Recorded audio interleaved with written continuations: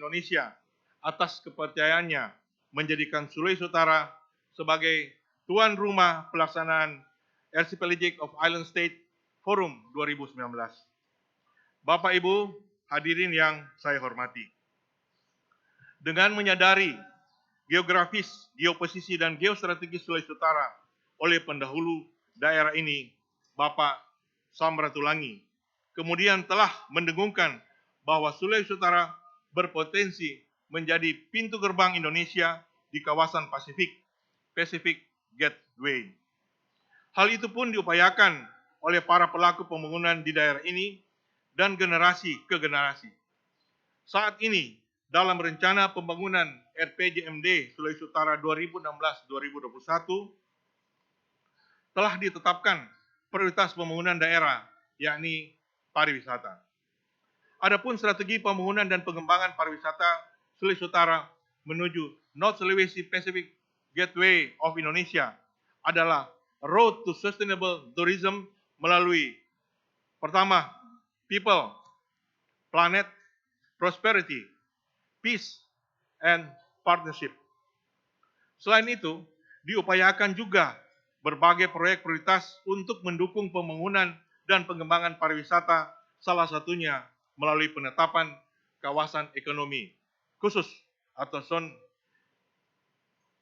pariwisata Likupang merupakan Minahasa Utara dengan luas 2.000 hektar dan total nilai investasi 8,1 triliun rupiah.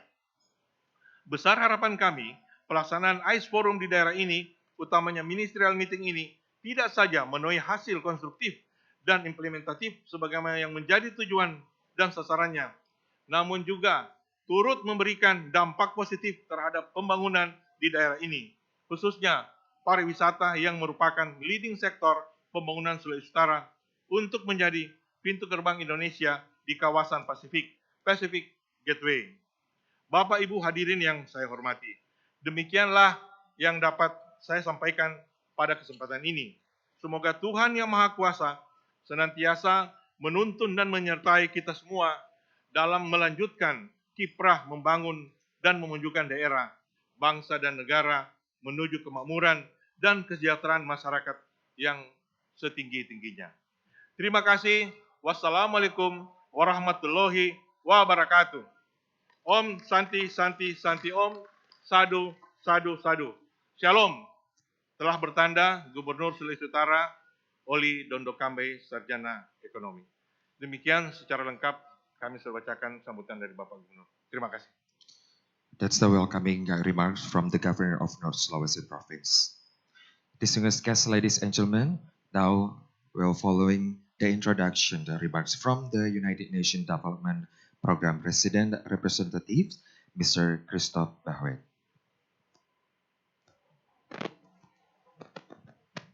Your Excellency, Pak Luhut Panjaitan, Coordinating Minister for Maritime Affairs and Investments, yang terhormat Bapak Gubernur Sulawesi Utara yang diwakili Bapak General Sekretaris, Ministers, Ambassadors, distinguished delegates, ladies and gentlemen, very good morning to all of you. It's really for me as a representative of UNDP Indonesia to be here in Manado for this AIS forum together with Pak Luhut and colleagues from the Kemenko Maritim, Pak Burbaya, Pak Kodo, whom I really want to thank for the excellent cooperation that we have and also the financial support to UNDP and to the AIS forum. And a real pleasure to be with all of you whom I really want to thank for your interest in the AIS forum and your presence at this ministerial meeting today. The AIS forum has really become one of the flagships of UNDP Indonesia. And I believe there are three main reasons for that. The first reason is that it is an excellent example of international cooperation for development. And it is very much the role of the United Nations Development Program, UNDP, as part of the UN, to promote and facilitate such an international cooperation for development. It is actually one of the values of multilateralism, multilateral organization that needs to be used and that needs to be supported. The second reason is that UNDP globally, in Indonesia, but in all the countries where we have actually an office, is very committed to the Sustainable Development Goals. And the SDGs are actually very much embedded in the AIS Forum. SDG 13 on climate change, SDG 14 on life below water, but also other SDGs related to poverty eradication, inequality reduction, or gender equality. And AIS really, for us, is a vehicle to actually achieve the SDGs. The third reason is that UNDP puts a very strong emphasis on innovation for development, on innovative solutions, new approaches, new partnerships. And that approach, that very concrete approach, is very much reflected in the IIS forum. So for all these reasons, we are very happy to be part of the IIS forum. And I should say, since we last met in Manado over 1 year, 1 year ago, I've been very happy to see the IIS forum gaining momentum and also taking a very strong, a very specific identity, with an important number of countries participating, and today is evidence of this. Countries that are both developed and developing countries, countries that come from different regions of the world. And I think this mix is a very important feature of the AIS Forum, and the more diversity we have, the better it is. Also, momentum and identity with an increasing and very strong involvement of the private sector, business companies, small companies, startups. And I think we saw that over the last 2 days here in Manado. That's a very important feature of the AIS Forum. And also the establishment of a secretariat, but I think we were just discussing, secretariat is actually not the right word. The secretariat is much more a platform. It's really a platform for networking, for identification of opportunities, and for the promotion of very concrete initiatives. And we have seen over the last year quite a number of very concrete initiatives related to the Blue Economy Development Index that is being formulated, related to technology applications, related to actually community development. And again, at the Startup and Business Summit and at the SOM yesterday, we saw actually quite a number of those very concrete initiatives, either developed by the AIS Forum platform or presented by resource person or part of the contribution that delegates made. And therefore, this whole approach of opening up business opportunity, promoting public-private partnerships, looking at the involvement of the youth is a very strong part of the AIS Forum. And I believe this is really what makes the AIS Forum something special. We also have a very exciting plan for 2020 with initiatives, very concrete initiatives that UNDP will be very happy to support in the implementation phase. Initiatives that will actually bring, I believe, very concrete benefits to the people of the archipelagic and island states. And that's really our objective. So that's really what we're aiming for. And I look forward to the further development, the successful development of the AIS Forum. And once again, I thank you for your attention, for your presence, and for your contribution. Thank you. Terima kasih. Distinguished guests, ladies and gentlemen, that's the introductory remarks from the United Nations Development Program Resident Representative. Distinguished guests, ladies and gentlemen, now we'll be following the keynote speech from the Coordinating Minister for Maritime Affairs and Investments, His Excellency Luhut Binsar Panjaitan.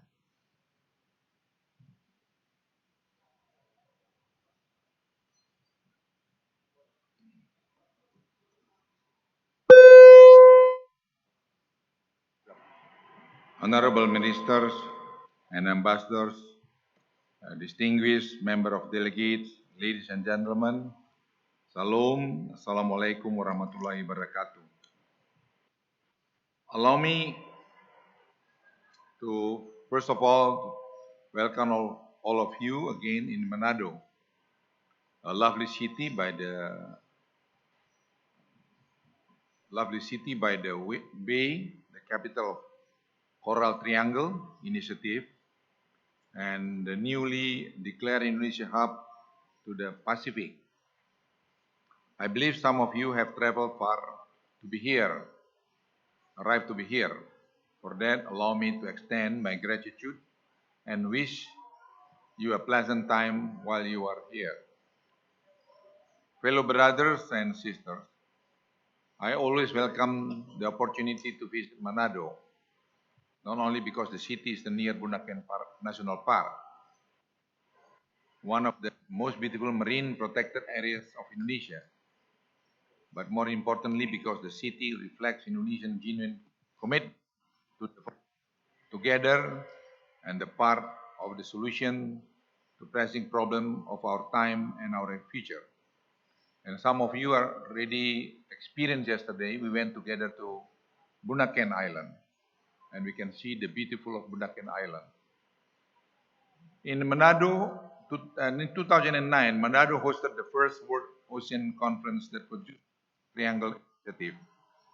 It is a cross-border initiative seeking to address food security, deterioration of coral reef ecosystem, and unsustainable fisheries from one of the highest marine biodiversity regions of the world.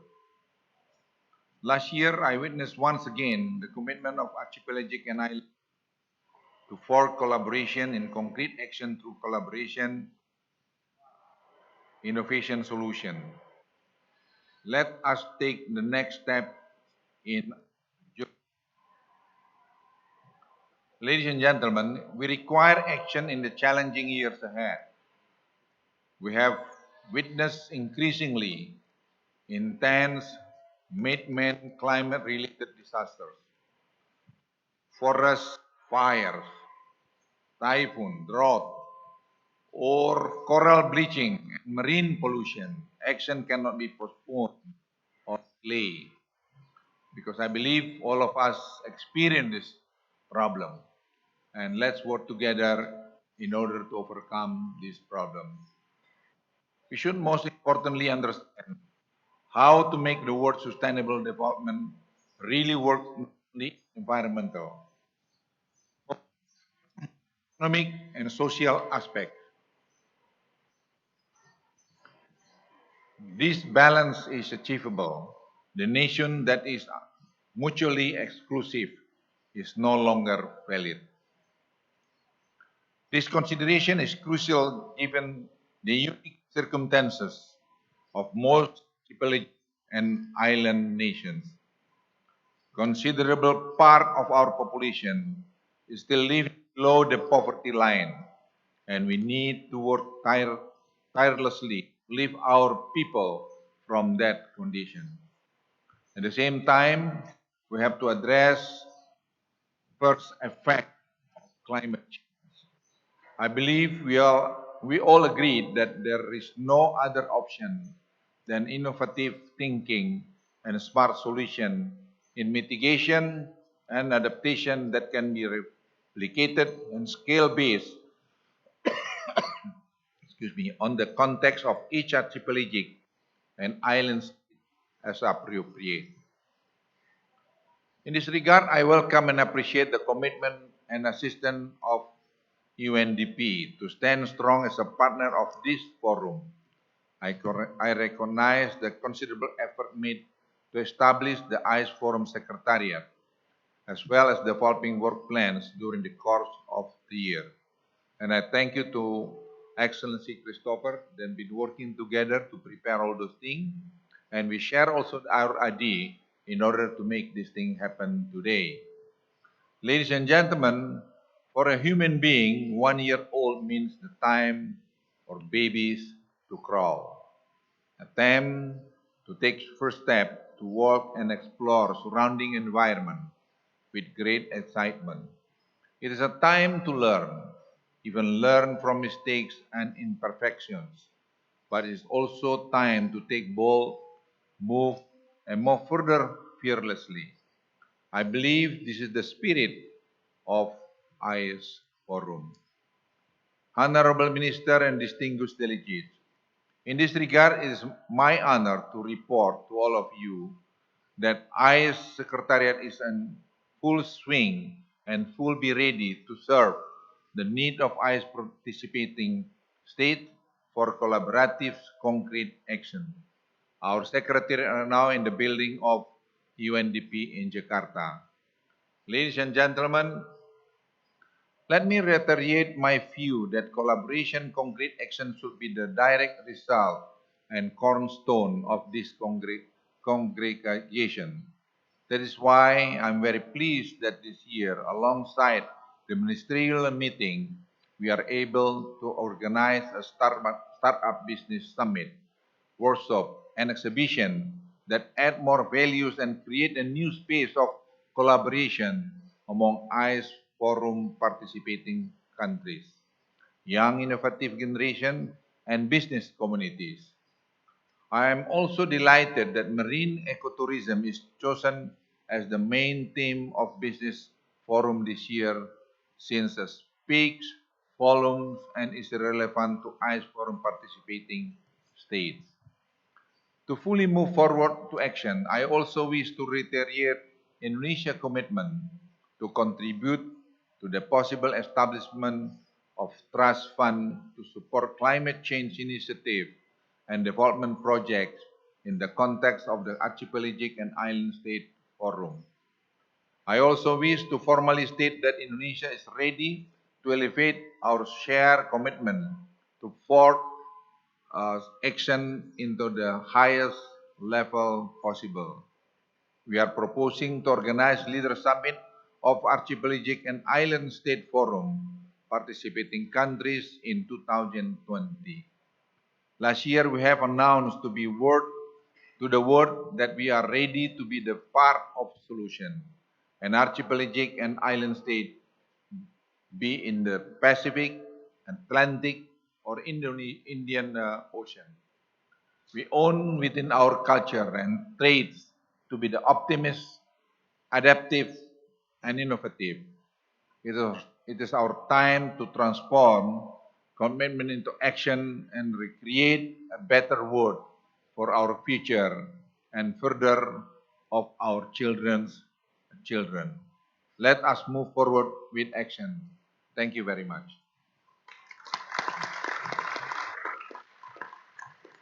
Thank you very much. That's the keynote speech from the Coordinating Minister for Maritime Affairs and Investment.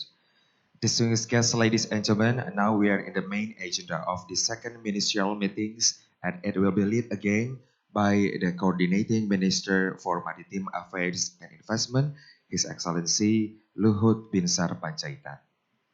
Excellency, Head of Delegation, distinguished delegates, ladies and gentlemen, now we have come to main agenda of our meeting. Before you is the agenda of the meeting for this morning. Allow me to briefly explain the meeting today. This morning, we will hear the report of senior official meeting which was held yesterday.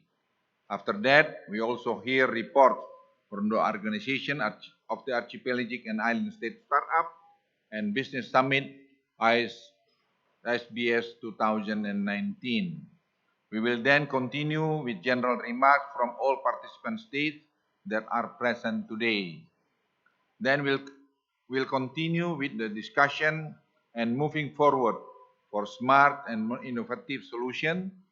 And I believe representative of the ICE Forum Secretary will brief us on this matter.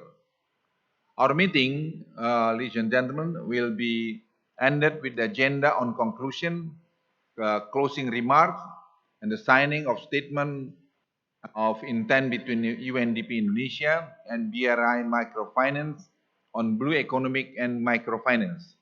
Before we leave the venue, there will be a group photo session followed by the luncheon organization in the hall across of this one. Are there any comment from the floor on the agenda?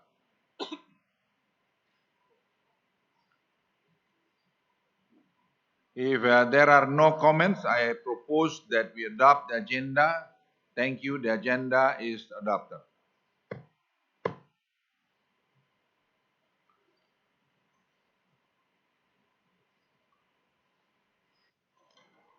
As you are aware, yesterday our senior official convened and deliberated of numbers of issues. I'm also pleased to note that way forwards of our cooperation were also discussed during yesterday's meeting.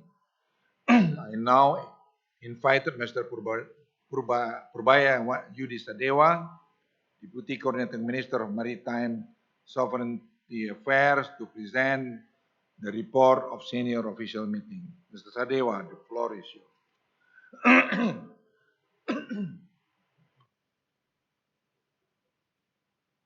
Thank you. Thank you, Mr. Chair, for the opportunity. Excellencies, ladies and gentlemen, please allow me to brief this meeting on the result of the fourth senior official meeting of AIS Forum that was held yesterday, 31st of October 2019 in Sentosa Peninsula Hotel, Manado. The fourth SOM and the AIS Forum was organized jointly by the Government of the Republic of Indonesia and the United Nations Development Program, UNDP Indonesia. The meeting was attended by representatives of countries from Bahrain, Cabo Verde, Fiji, Guinea-Bissau, Indonesia, Ireland, Jamaica, Japan, Kiribati, Madagascar, Maldives, Malta, Marshall Islands, Palau, Papua New Guinea, the Philippines, Samoa, Seychelles, Solomon Islands, Sri Lanka, Saint Kitts and Nevis, Timor-Leste, Tonga, and the United Kingdom. Besides the aforementioned countries, the meeting was also attended by representatives of Melanesian Spearhead Group, United Nations World Tourism Organization, Pacific Island Development Forum, and the Archipelagic and Island States Forum Secretariat. During the discussion yesterday, the forum agreed on the urgency of addressing the motivating issues on blue economy and ecotourism. The forum welcomed the development and implementation of smart and innovative solutions regarding the ecotourism. The forum especially underlined the need to promote certification or mechanism to certified activities considered as sustainable tourism and ecotourism. The AIS Forum Secretariat will work with relevant stakeholders to develop such mechanism among the participating countries of the AIS Forum.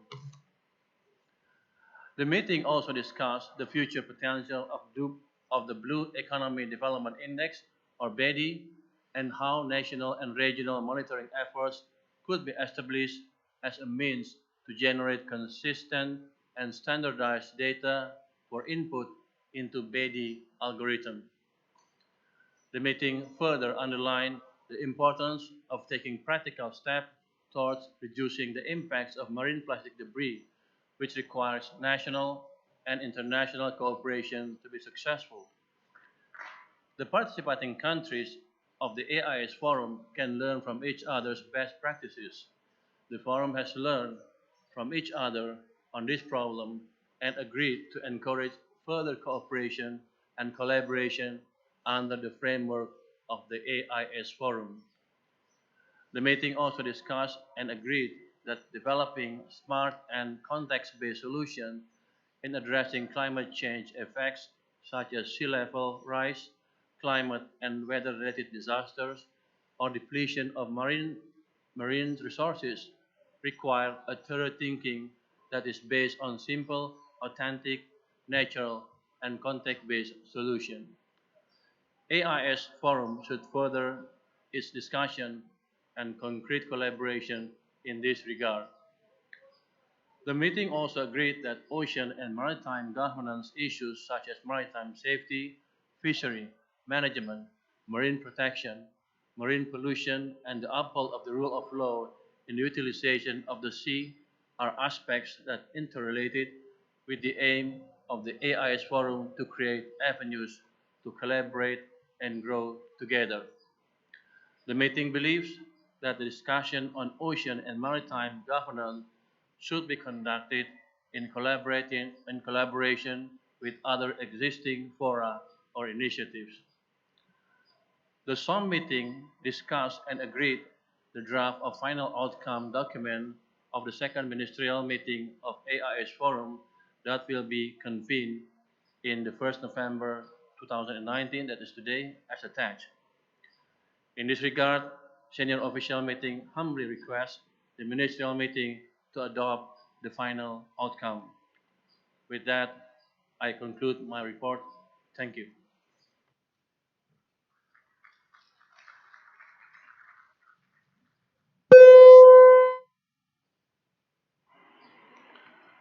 Thank you. I propose that we take note of the outcome of the senior official meeting. Next, thank you. The next agenda item is report of ICE Startup and Business Summit 2019.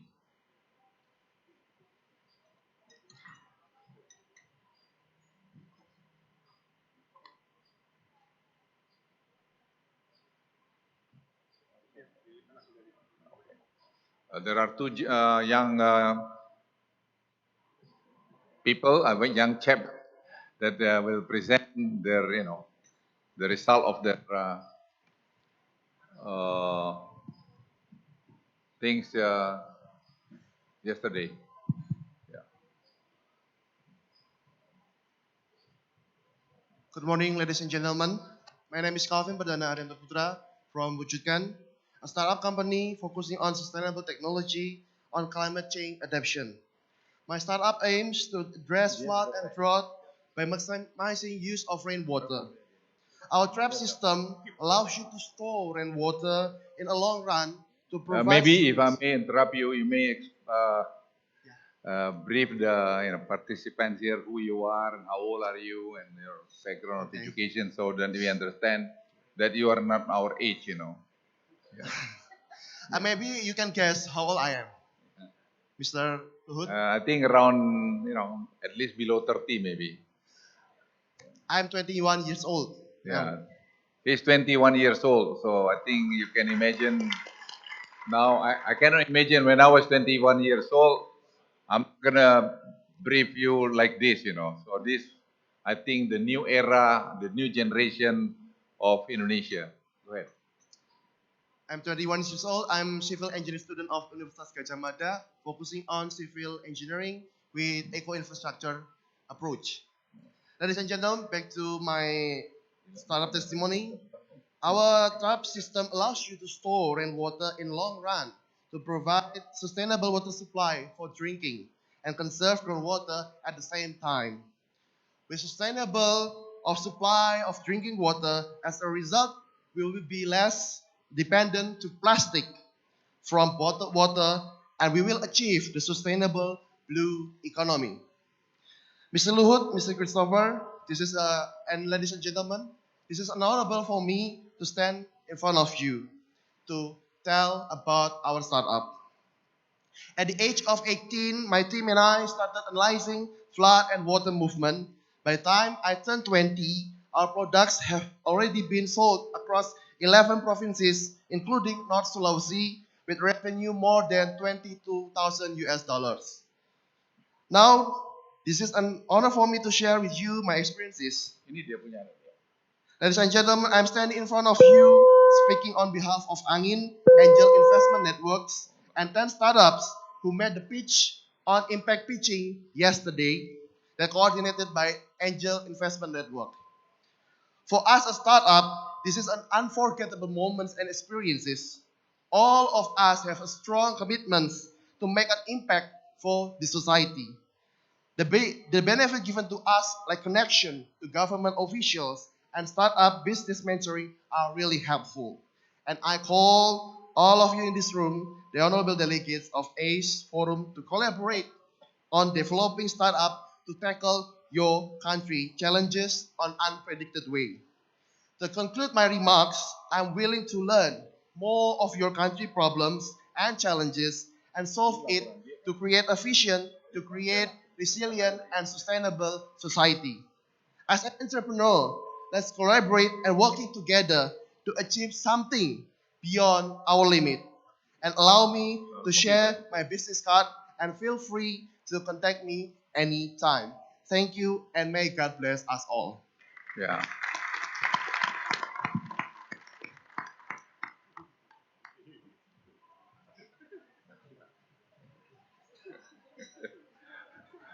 Ladies and gentlemen, can you imagine, 21 years old, yeah, been doing like this. I think Pak Sanana and myself, I don't know, when we were 21 years old, I think I was still in the military academy at the time. So now this young chap could brief us about the startup, what they're doing and the business they're doing. And this is also one of my experience with the young generation in Indonesia. I told you many times about the story about the Aruna. This Aruna is like 4 years ago, they won the uh, hackathon competition in my office when I was chief of staff. And 4 years later, he came to my office again and he wanted the progress of his startup. And I was so surprised. He's 25 years old when he reported to me, and he raised fund, maybe you believe it, 10 million US dollar. While at the time, Pasanana, I still first lieutenant, and yeah, I think you were also somewhere in East Timor, also we've been together with Pasanana. So there's a thing, the changing of this world, from our era to the new era of the young nation. So, ladies and gentlemen, thank you very much to siapa namanya ini? Calvin. Thank you, Calvin, and it's a great presentation. And I hope you're going to be in this job one day soon, maybe earlier than my era. Now, I would like to invite delegates to raise a question, comments, or maybe proposal relating to the report that we have just heard. Please.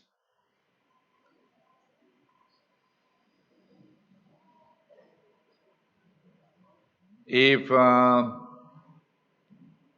no comment on this, I propose we can proceed to the next agenda. Oh, Pasanana. Sorry, Pasanana. Go ahead, Pak. Please. No. Go ahead, Pak. Pasanana. No. Go ahead, Pak. Make it flexible.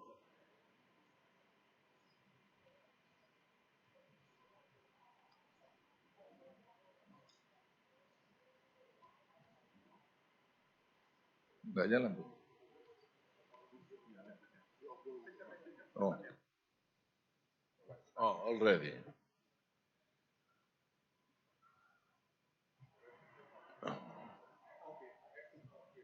Oh, yes. Thank you very much for helping me. Thank you, Mr. Chairman. Thank you, friends, ladies and gentlemen. It was a pleasure, a great pleasure for Timor-Leste to come here. It is because we are living in a very, very dangerous time. I remember, and the many friends of Pacific, we all remember, almost 10 years ago in Samoa, maybe, we raised the issue of sea level rise. And it was so difficult for the Pacific Islands to look at how we could do something for this. We are also member of the Coral Triangle.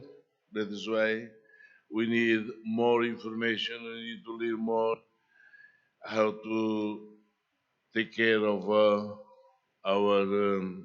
I would say, resources. On 17th of October, I was in Hamburg for the Just Say celebrations of 25th anniversary of UNCLOS. And there, 2 days of conference, NGOs, academics,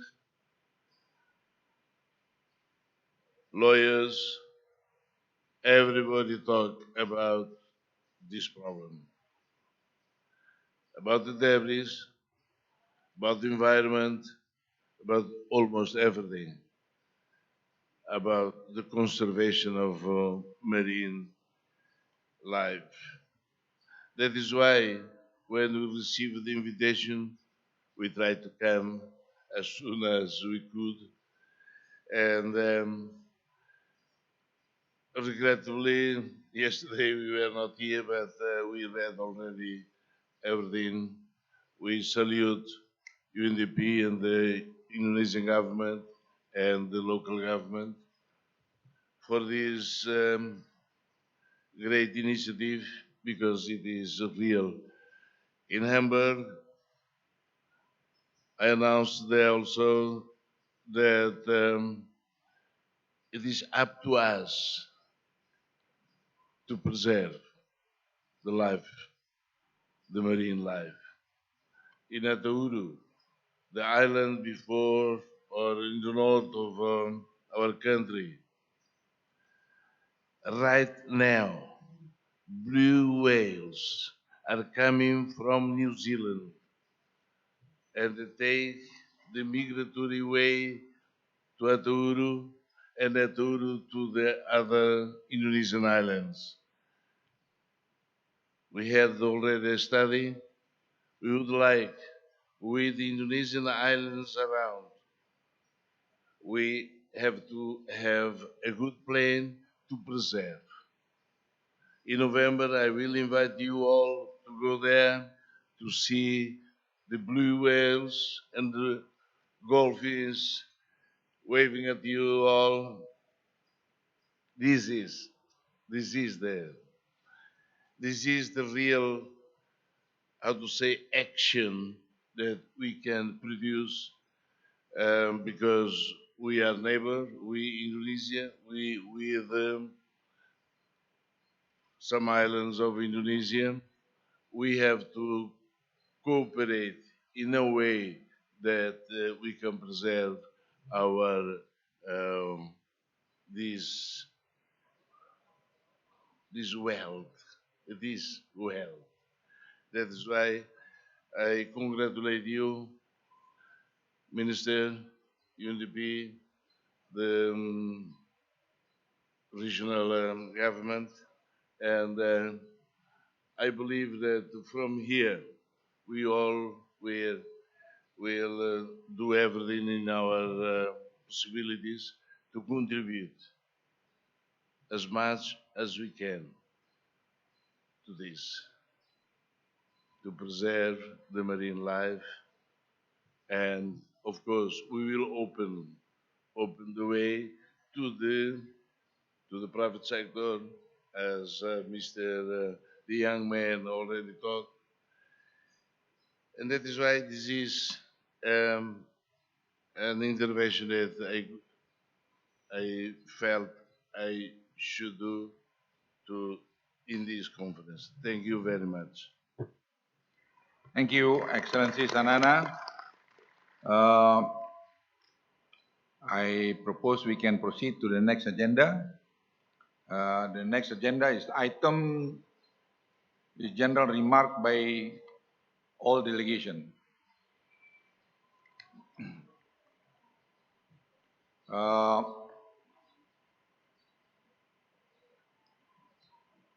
Ladies and gentlemen, we will now start with the general statement from all delegation. I would suggest if you do it in alphabetical order, started by the ministers and followed by the other head of delegation. In the case, I would like to invite a statement from the Union of the Comoros, Her Excellency, Her Excellency, Madam Chamina Ben Mohammed, Secretary of State for Tourism and Craft.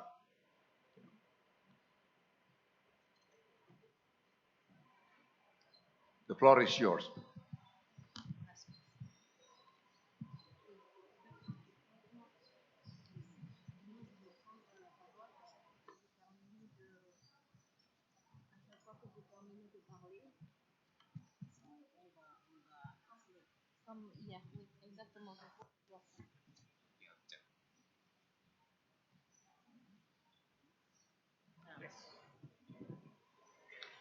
Excellences les ministres et ambassadeurs, chers participants, Madame et Messieurs, tout d'abord, je voudrais saisir cette occasion pour remercier une nouvelle fois le gouvernement indonésien, le PNUD, le secrétariat du Forum et les organisateurs dans son ensemble pour l'excellente hospitalité offerte lors de ma visite en Indonésie.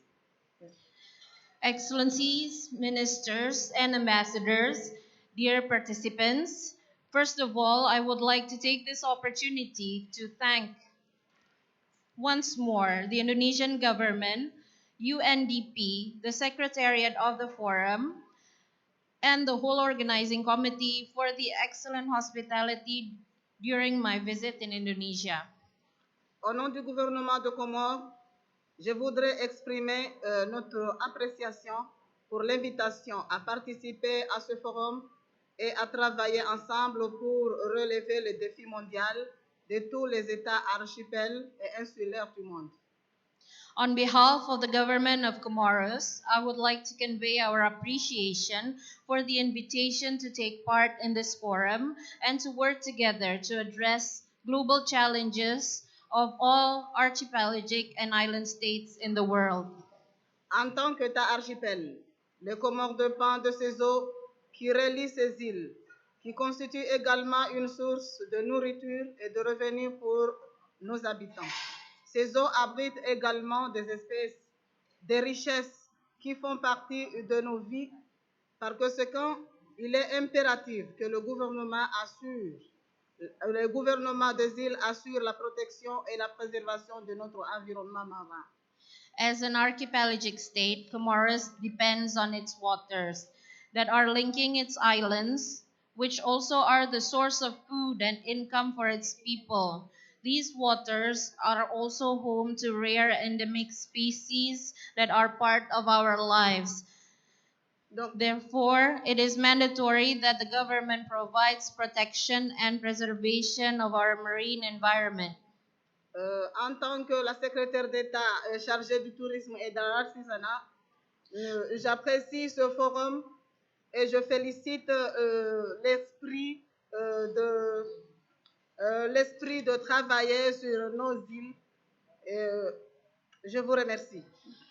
As the Minister of Tourism and Crafts, I would like to salute the initiative of this forum, and I would like to work together to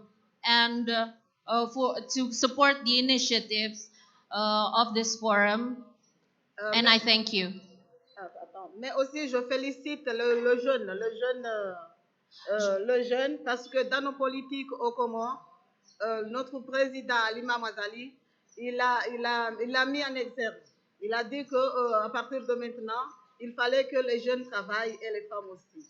I would like also to congratulate the youth of Indonesia, and it's the same situation in Comoros where our government also supports the youth to be able to work, to support the government, and also the role and the participation of the women in the government, in the community, to work together for the development of the country. Merci beaucoup. Thank you very much. Thank you very much. The next, Republic of Guinea-Bissau, Excellency Catarina Tapardo, Secretary of State and Tourism and Handicrafts. The floor is yours.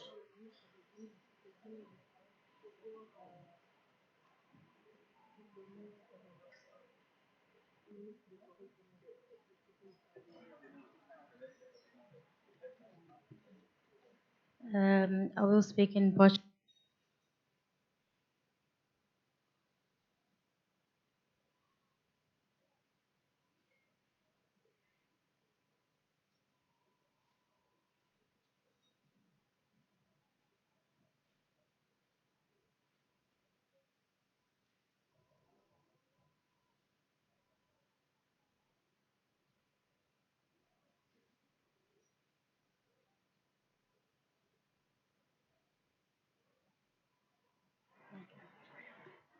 Excelências, senhoras e senhores ministros, excelentíssimos distintos convidados. Apraz-me em nome do Governo da República da Guiné-Bissau e em meu nome próprio, saudar e agradecer o convite para participar neste importante evento. O foco do governo guineense consiste na promoção de um turismo ecológico e sustentável, promovendo projetos que consistem em consciencializar com a maior abrangência possível a comunidade de atores desta atividade económica, da sua importância crescente no âmbito do crescimento económico, do progresso social dos Estados-membros de forma responsável.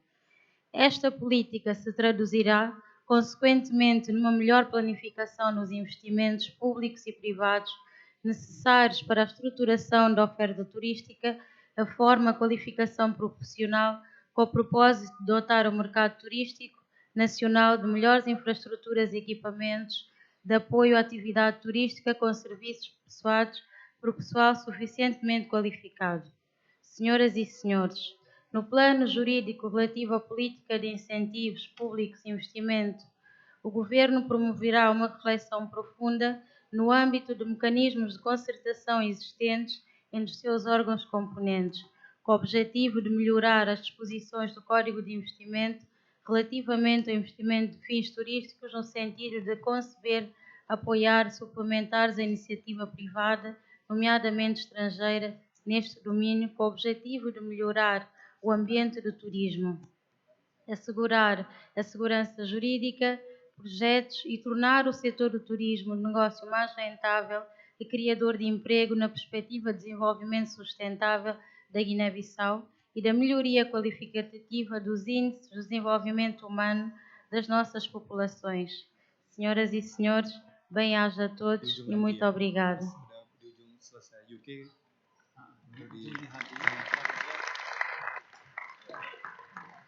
Thank you very much. The next, Republic of Maldives, His Excellency Mr. Dr. Ahmed Salih, Minister of State for Tourism.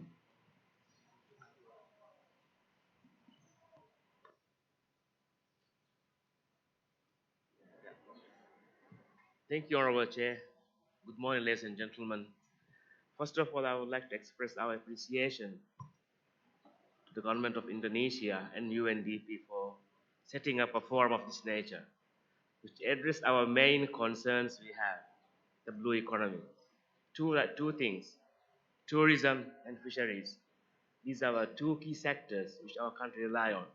So thank you so much. And we will, and then if you look at the discussions we had and the outcome, number one, the startup forum was excellent. This is something we need to learn. We haven't done it yet. We are looking into this aspect. And I congratulate the government of Indonesia for empowering their youth and giving them the opportunities to carry it forward. It's an excellent start. Number two is the pledge for ecotourism. It's very, very special for all of us.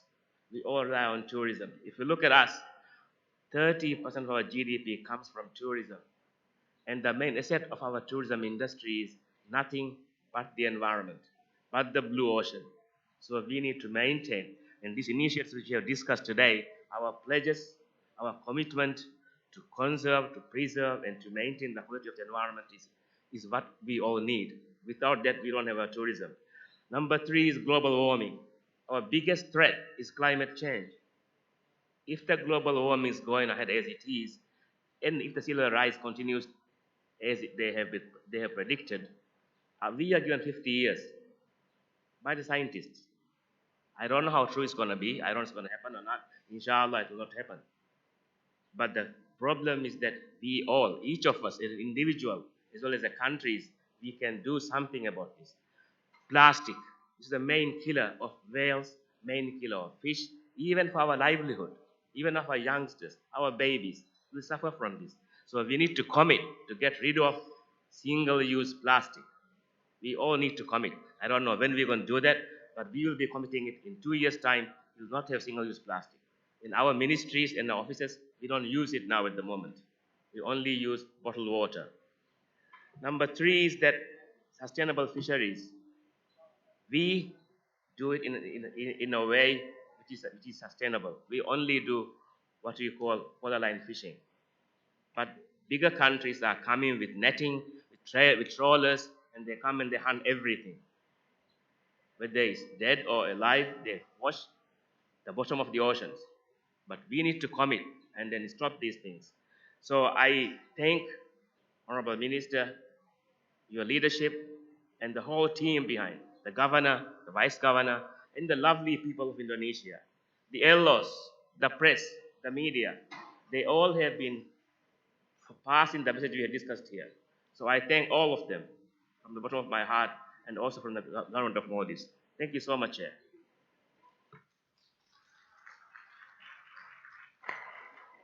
Thank you.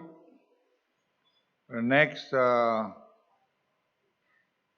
is Independent State of Papua New Guinea, Honorable Emil Tamur, Minister for Tourism, Arts and Culture. The floor is yours.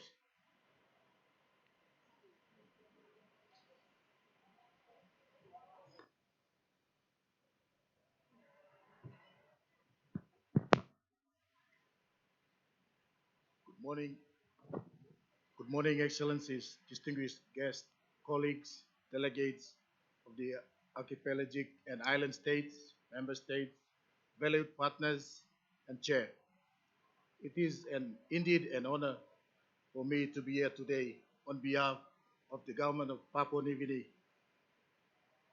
On the onset, allow me to take this opportunity to thank the government of the people of the Republic of Indonesia, especially from the island province of Manado, North Sulawesi, for the warm welcome and hospitality. Let me also thank the organizing committee for your tireless efforts in making this forum possible. I note and acknowledge the successful events of the past few days, especially the Startup and Business Innovation Showcase during the AIS Forum, and most importantly, the successful fifth SOM meeting yesterday with concrete recommendations presented to our minister meeting today for consideration and endorsement. Papua New Guinea is within the Coral Triangle, a region with rich coral reef biodiversity on the planet. PNG covers 50% of the world's diversity. Even through it only covers 1% of the Earth's total landmass. It has more than 800 different languages, more than 20,000 plant species, and more than 800 species of corals, and more than 600 species of fish, and more than 750 species of birds. Papua New Guinea occupies the eastern half of the world's second largest island, with 600 plus small islands lying across the Bismarck, Coral, and Solomon Sea, bordering Australia and Solomon Islands, inclusive economic zone to the south and east that are part of the greater Pacific Ocean. Papua New Guinea has some of the beautiful atolls and archipelagos in the world. Our forests are regarded as the third largest tropical rainforest in the world behind Amazon and Brazil and the Congo Basin in Africa, the lungs of the world absorbing carbon dioxide emissions. Papua New Guinea is one of the richest natural environments in the world. PNG is a land of incredible biodiversity, harboring more species per square kilometer than nearly anywhere else on the earth. Our people continue heavily to rely on the nature of their livelihoods. 80%, more than 80% of our people live in subsistence agricultural lives at the present time. It is in fact part of our tradition, values, and way of life or custom which sustains our environment and natural resources. Papua New Guinea recognized the critical importance of 4 key objectives of the AIS Forum, namely 1, developing the blue economy as in marine ecotourism and sustainable fisheries, that is mangrove and salt marsh sea grasses in the blue carbon. 2, addressing marine plastic and debris and solid waste management. A policy on the ban of single-use plastic is already in place for implementation by our government. Number 3, addressing climate change mitigation and adaptation. We have a national climate action plan on mitigation and adaptation. And finally, number 4, building good maritime governance. PNG just completed a draft ocean policy to address marine spatial planning and management. A number of customary practices delineate communities' interactions with the seas for social marine management and spiritual reasons. This has been going on for thousands of years, and we need to maintain these traditional practices in our modern world to manage our resources. Our tourism industry is just in its infant stages. Just like our Pacific Island brothers and sisters, we got more to offer to this world. We can learn from Indonesia as a classic example, whom we share a common border with. Tourism infrastructure are what we lack, and also there's some impediments apart from the infrastructure that we face in our country. If we can connect with other smaller islands to share the markets, it will be more great for us. We need to do more to explore and secure the international market for tourism in our country. It is very fitting for this forum this year's theme on marine ecotourism. Many a times, our marine ecosystems and resources face destruction in the name of development and revenue generation, and we think less about sustainable development. We must develop marine ecotourism sustainable now and into the future. Marine ecotourism, as I understand, is about sustainable tourism. It takes into account environmental conservation, reducing environmental impacts, and promoting national community interest. Marine tourism must be ecotourism and must be owned and driven by our local people and communities to provide maximum benefits to our people in all aspects.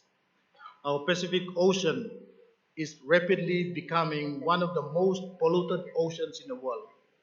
The Pacific Ocean is the world's largest ocean, and because it touches several continents and islands, it is exposed to significant amounts of pollution such as garbage including plastics, debris, oil spills, chemical and nuclear tests. The Great Pacific Garbage Patch, also known as Pacific Trash, is collection of marine debris in the northern Pacific Ocean. The Great Pacific Garbage Patch is a massive area measuring more than 1.6 million square kilometers out in the deep ocean space.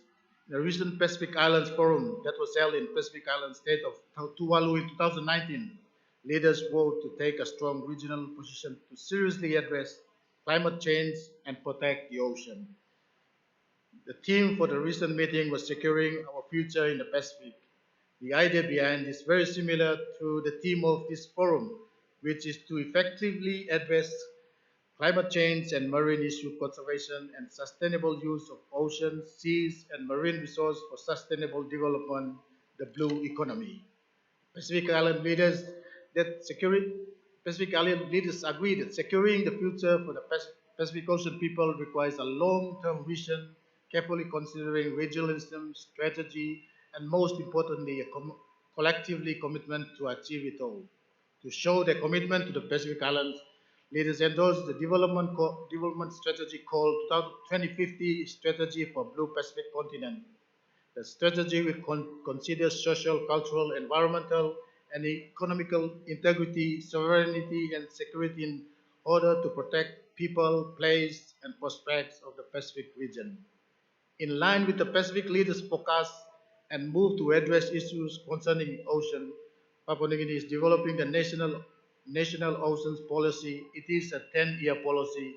The purpose of the policy is to ensure sustainable development and good governance on the oceans and its resources and achieve development outcomes in aspiring for the people as well to protect it for future generations. Marine ecotourism and sustainable fisheries are promising sectors that is leading to environmental conservation, reduction of environmental impacts, improvement of local communities, well-being and respect of local culture and communities. I hereby affirm our commitment to support the AIS Forum and its endeavors to achieve the set of 4 objectives and targets for the AIS collaboration as highlighted earlier. I thank you very much. The next speaker, thank you. The next speakers, um, Democratic Republic of Timor-Leste, His Excellency, Mr. Sanana Gusmao, Minister of Planning and Strategic Investment. Floor is yours.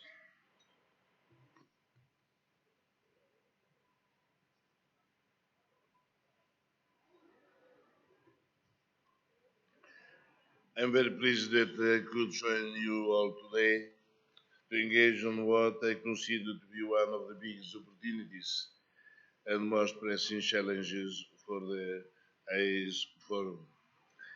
As individual countries, we all have individual interests in building our blue economies.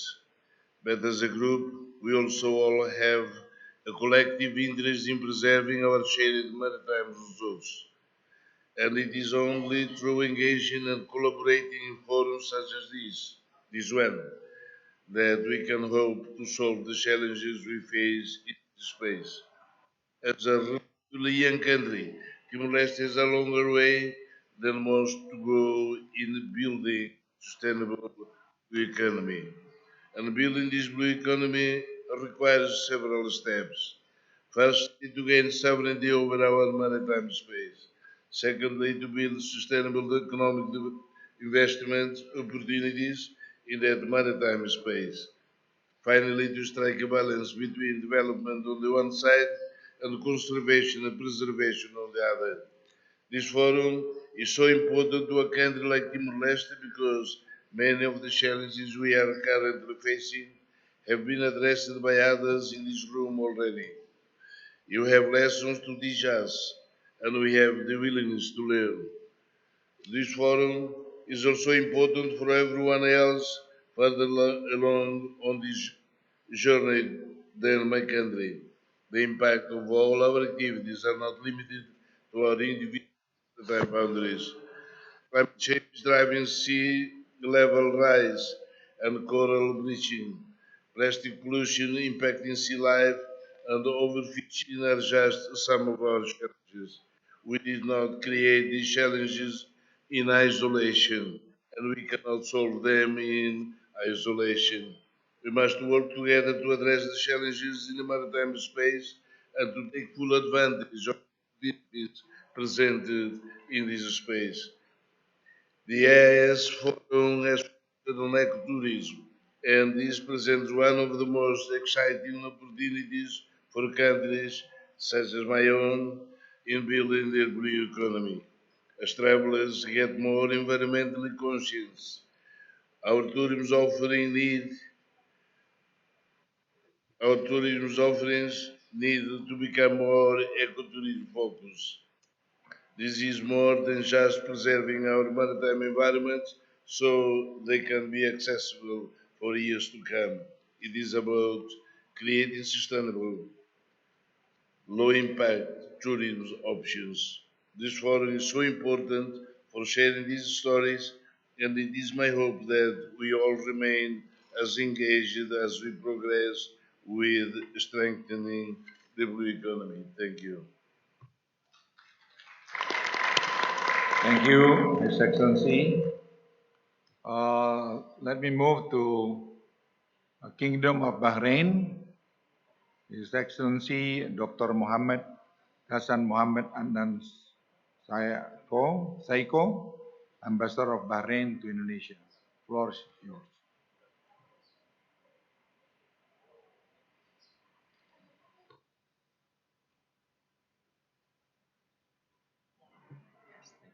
Thank you, sir. Permit me, Your Excellency, to convey the best regards and wishes from the concerned authorities in the Kingdom of Bahrain to Your Excellency and their distinguished Indonesian counterparts. And may I, at the outset, thank Your Excellency, the Organizing Committee, and UNDP for the great arrangements that have been put in place to ensure the success of this timely event. There are some important issues that have been discussed in this esteemed forum and continue to be focused upon. Among them are climate change, disaster management, economic challenges and opportunities, responsible and sustainable fisheries and aquaculture. This would engulf many, among others, encouraging ecotourism, blue economy, necessitating dealing with pollution, global warming, and other challenges. Global cooperation is definitely needed, and among the solutions, there exist missions to accomplish praiseworthy goals. And one of them is the creative economy, which is part of the informal economy. Many gains could be achieved, from economic gains to raising awareness and achieving societal harmony and cooperation, creating an environment conducive to cooperation and amity. I wish this forum every success, and I must end by reiterating my thankfulness to all the great effort that has been put into making it a success. Thank you, sir.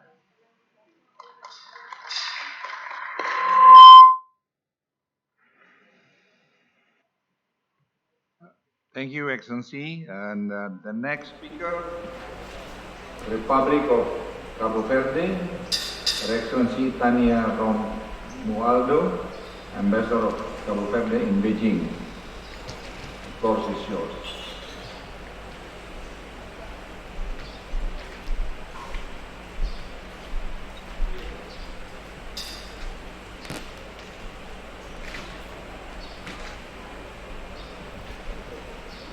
Thank you, Excellency, for giving me the floor. Excellencies, Ministers, Ambassadors, ladies and gentlemen. First of all, allow me to convey our Minister of Maritime Economy, Tourism and Transport warmest greetings and wishes of success for this forum. Unfortunately, Minister José Gonçalves couldn't attend due to conflicting agendas. It is my great pleasure to attend this year's edition after having been part and witness of the establishment of AIS exactly 1 year ago. We just listened to the opening remarks by the Governor of North Sulawesi Province, the UNDP country representative, and the keynote speech by His Excellency, the Coordinator Minister for Maritime Affairs, drawing attention to the vision of AIS Forum and key areas of cooperation in the development of smart and innovative solutions among AIS members. Indeed, the process of establishing the AIS Secretariat, the AIS Startup and Business Summit, the adoption of the Blue Economy Development Index, and the AIS Pledge to Ecotourism are all vital, not only to the consolidation of AIS itself, but also to the survival of each and every archipelagic and island states here represented. Yesterday, we witnessed the Karanria beach cleaning, involving government and provincial leaders, schools, scouts, police officers, and local community. We were very pleased to see women playing leading roles in the community, because it's well known that we, can impact society very easily. I must congratulate the organizers of this event, because having everyone on board is vital if we want effective results. A big number of children were also present, and there's no better option than to start at very young age. Kids usually are more sensitive, learn quickly, and will spread the message at home. Ladies and gentlemen, I would like to congratulate the young man and representative of the startups and smart businesses that shared his experience with us, and for the promising results they achieved so far. Working on climate change mitigation and adaptation has been in the center of concerns of our governments and people. Cape Verde is no exception, and we would like to propose that for next year's edition, small businesses from other AIS countries could also participate, giving young entrepreneurs from our countries the opportunity to learn from Indonesia's amazing experience in this field. Many many young people in our countries do have ideas, knowledge, skills that allow them to come up with bright and innovative solutions, but access to financing mechanisms isn't usually easy and many times almost impossible. Having them on board will produce positive results and also help them to realize their dreams in a sustainable way. Excellencies, Cape Verde is 99% of sea, so it's not difficult to understand why my government elected the blue economy as a top priority. In 3 weeks, my country will host the second edition of Ocean Week with the motto, Cabo Verde, 99% sea, take care of what's ours. The event is a week of effective ocean meetings, lectures, debates, and mobilization to combat ocean pollution, climate change, and blue economy. It's intended to CPLP maritime ministers, ambassadors, and other officials. National and international speakers are panelists from the sea sector and will provide better communication and involvement of key stakeholders who will share concerns, exchange experiences, and open debate on the marine environment with a view to adopting measures for the conservation and preservation of the oceans. This year, although there are some special guests and speakers, the event is mainly for CPLP countries, the community of Portuguese-speaking countries, now under the presidency of Cape Verde, who elected oceans and seas as main issue of concern during its mandate as president. Next year, Cape Verde intends to extend it to many more countries, in particular AIS countries, and we hope to welcome all of you then.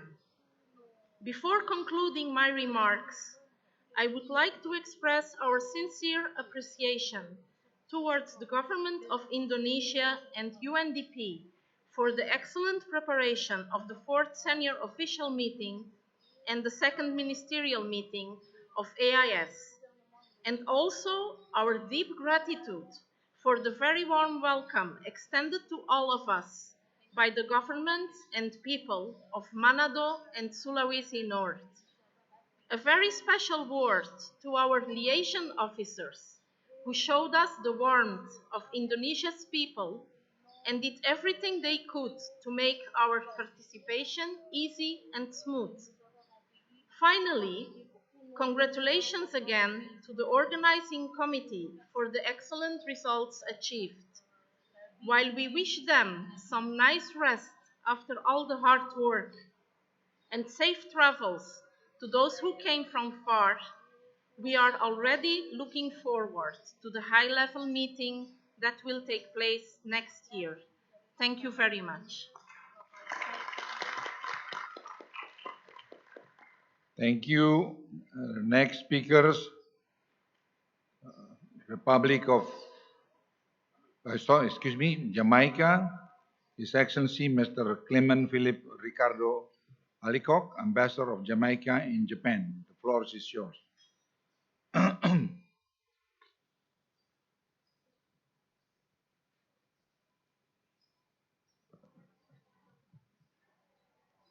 Mr. Chairman, Your Excellency Minister Titan, Mr. Co-Chairman Governor Dondo Kambe, Mr. Bahwe, Excellencies, colleagues, ladies and gentlemen, good morning.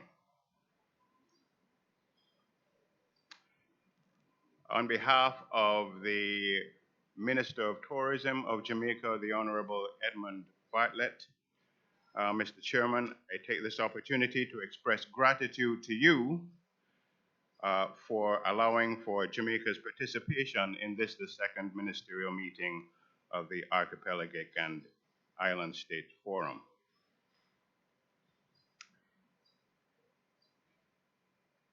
As an island boy from the tropical Caribbean nation of Jamaica, I'm delighted to be in Indonesia, enjoying the salubrious climate of Manado as well as the warm hospitality of the people of North Sulawesi.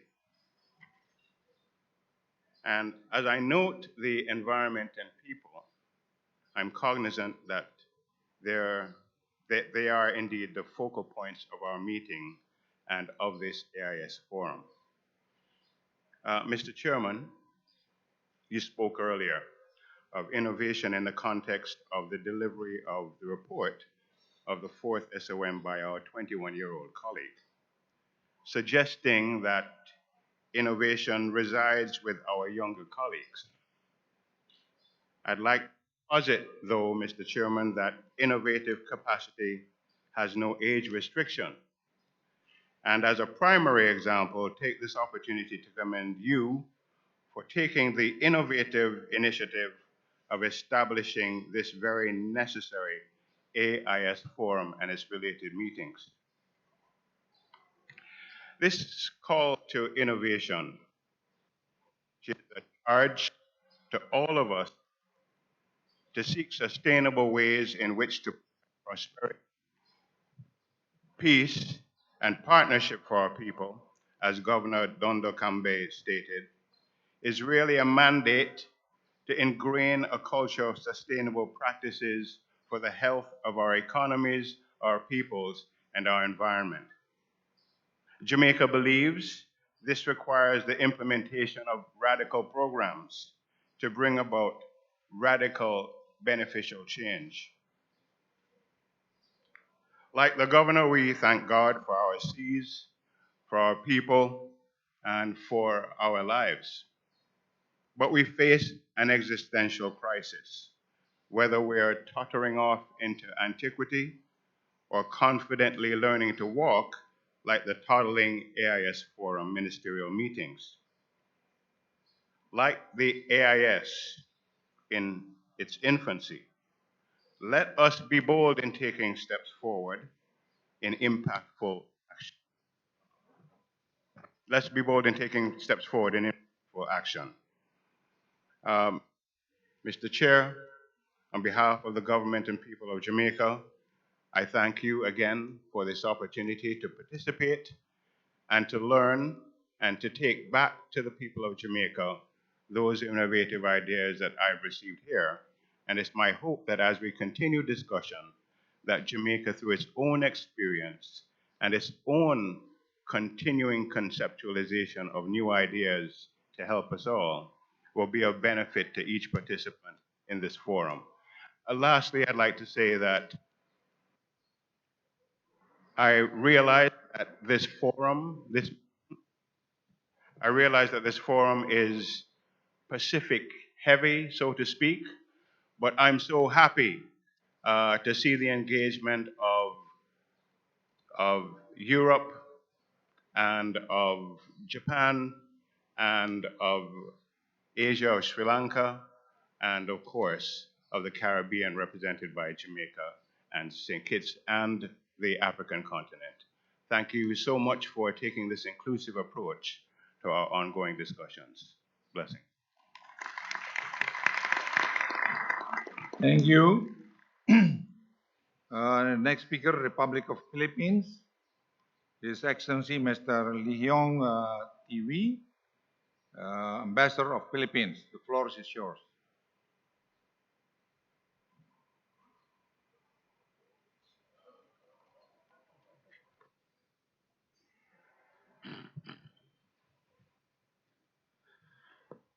Your Excellencies, ladies and gentlemen, good morning.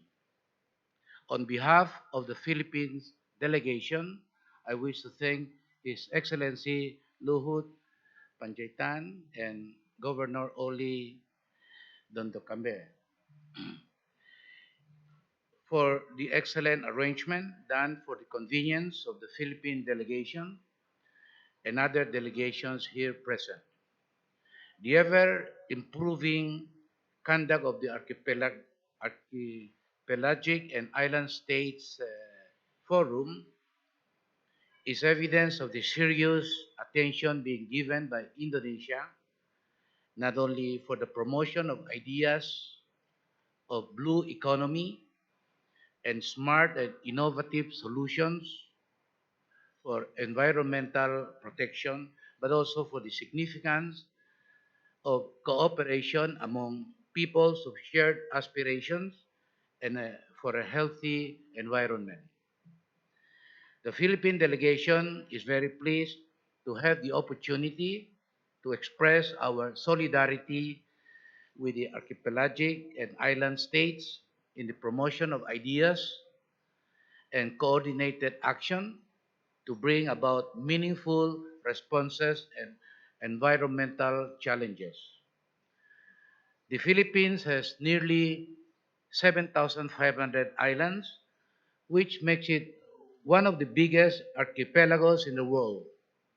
A recent review of the Philippine national marine policy has affirmed the central role of the country's marine assets in driving economic development and social progress. Around 60% of the country's population resides by the coastal communities, which means our success in the sustainable use of marine assets will have significant impact in the lives of millions of Filipinos. This is why the concept of blue economy finds its way in the appreciation of the marine policy of the Philippines. Because blue economy recognizes that a purely conservation mindset has to give way to sustainable utilization of resources. And part of our effort at sustainability is the adoption of practices that promote sustainable ecotourism. The Philippines is currently undergoing a huge tourism boom from both domestic travel and international visitors. And His Excellency President Rodrigo Duterte himself recognized the tremendous pressure that this boom in ecotourism exert on marine habitats, as well as coastal communities.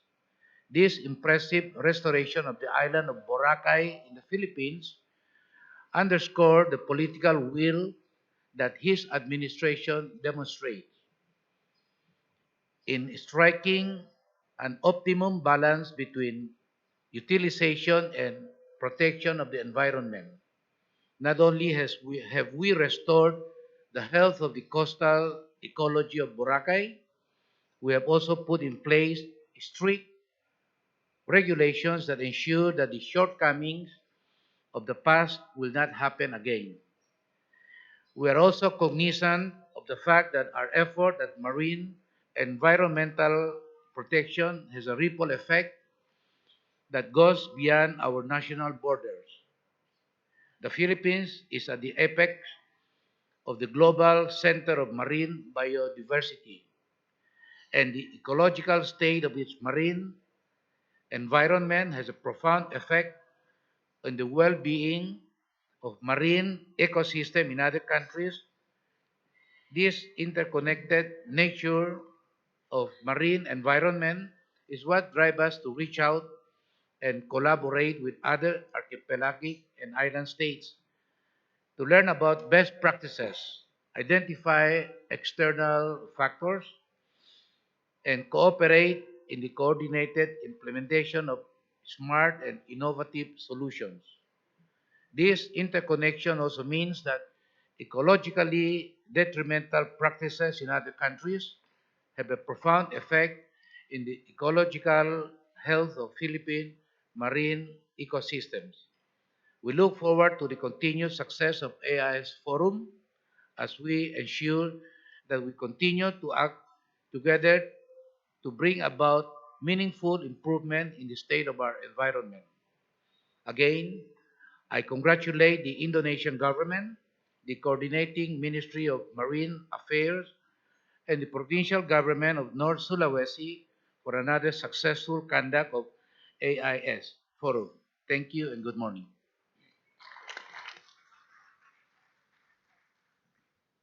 Thank you. Next speaker, Solomon Islands, His Excellency Mr. Salanu Kalu, Ambassador of Solomon Island. The floor is yours.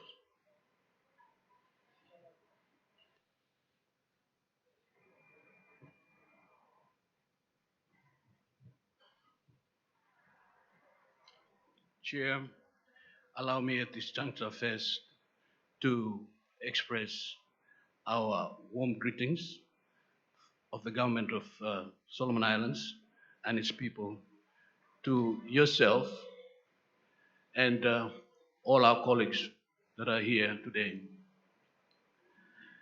Chair, I'm obliged to first begin by acknowledging your knowledge, your wisdom, and your innovation in taking up the leading role in actually establishing what we know as Archipelagic Island State Forum, or in short, I would like to use the word ICE Forum. Coordinating Minister of Maritime Affairs, Your Excellency Pak Luhut Panjaitan. You know, staying in Jakarta, often it's very difficult to actually meet up with you as well, because you are, of course, one of the high officials in our government. But your presence today has clearly mentioned the seriousness of the government of Indonesia in terms of seeing ICE through. And Solomon Islands really appreciate that. I would also like to take this opportunity to thank your Deputy Minister, which I've been working very closely with in Jakarta as well. You have, and your staff, of course, in hosting the fourth SOM, as well as the second ICE Forum meeting here in Manado. Of course, Sir Representative of UNDP, I also appreciate your presence and, of course, the points that has been raised today in terms of us meeting the development goals. I really appreciate that as well. But I must not miss out of our host here. Please, Pak Ricky, pass the best regards and warm greetings as well to our governor, Mr. Oli, and your government and the people of this very nice and beautiful province of North Sulawesi for hosting us here in your city of Manado. We really appreciate that. But at the same time, allow me at this point of time as well to express our thanks to all the delegations that have actually put in a lot of effort yesterday to put together this document, and the document which we will call the 2019 outcome documents for ICE. You have done well, and thank you very much for that. Chair, given time limit, allow me to just read from this paper and to say things as it is. Solomon Islands is an island state, and as such, our pros and cons are no different from other small island developing states, which sometimes they refer to as seas. Our population is small, but growing. We have now reached about 700,000, which I believe could be roughly about less than 10%, less than 20% of the population of North Sulawesi. Solomon Islands consists of about 1,000 islands with a collective landmass of 29,000 square kilometers scattered within an EEZ of 1,600,000 square kilometers. As such, Chair, remoteness is always a challenge. Like most or rest of us, Solomon Islands is vulnerable to natural disasters and the impact of climate change. As with a small economy, Solomon Islands is susceptible to external shock. We depend heavily on international trade, and our growth and development is always challenged by high energy, communication, and transportation costs. These are some of the challenges that inhibits sustainable development in my country.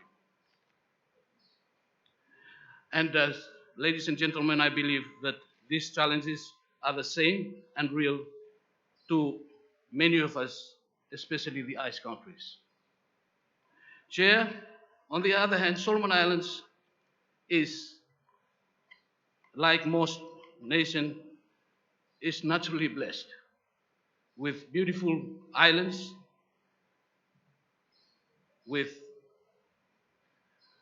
clear waters, numerous marine resources, and of course, a lot of species of fish.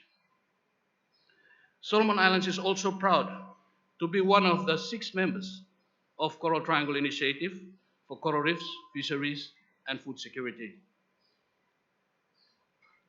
An organization, as mentioned clearly by Chair today, that works to protect coral reefs and the marine resources that we have in 6 countries, namely, I've seen my colleagues around here, Solomon Islands, ourselves, Papua New Guinea, Timor-Leste, Malaysia, Philippines, and of course, Indonesia. And the headquarters of CTI-CFF, I would say, is in this beautiful city of Manado. Ladies and gentlemen, if you want to come to some beautiful lagoons, diving spots, and untouched islands, please don't forget to come to my country. These challenges and development opportunities has always been part of us as Solomon Islands. Proposed ideas, plans, and development patterns has been put forward individually as well as together as small island states on various platforms over the years. Unfortunately, the outcome is not always as expected. Chair, for this purpose, of course, we've seen the importance of adopting a smarter approach, the one that underpins our principal beliefs. Solomon Islands believe in working together and learning from each other. We believe in bilateral and multilateral cooperation that would help us share information that can help alleviate and manage our shortfalls as well as our strengths. We believe in creation of sufficient space for our startups, our young generation, our business communities, researchers, academics, communities, and religious leaders.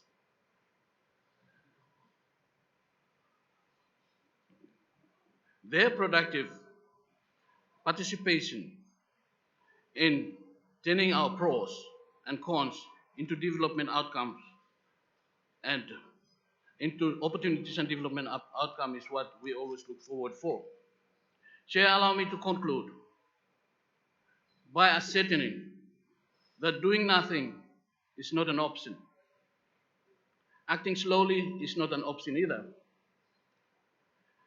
An appropriate option is to act fast and smart. This, we believe, underlines the importance of ICE Forum. Thank you very much, sir. Thank you. The next speaker, Republic of Malta, is Excellency Mr. Stephen Borg, Ambassador of the Republic of Malta. The floor is yours.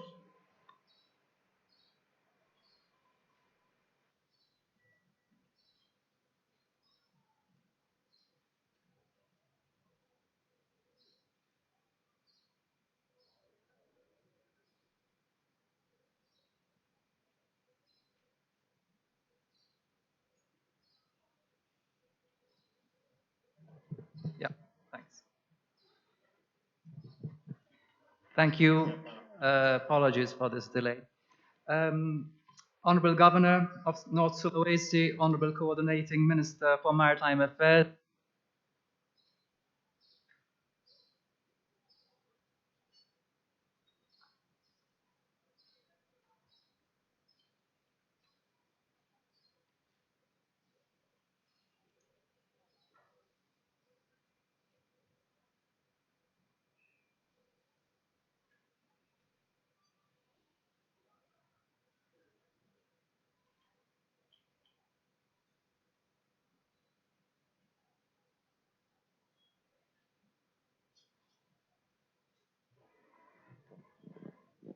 Foreign Affairs is coming. I think we can proceed. Thank you very much, Minister. I will accept your microphone anyways. No, I would like to say, of course, I will join others in thanking you, Minister, and your team, the rapporteurs from yesterday's meetings, for organizing this second ministerial meeting of the AIS. I was lucky enough to be here 1 year ago to see the birth of this very, very important initiative. And I would like to thank the Indonesian government particularly for the efforts it is taking.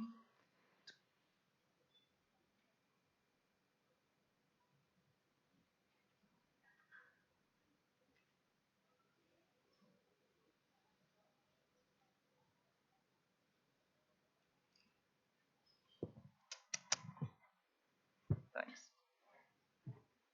Thank you.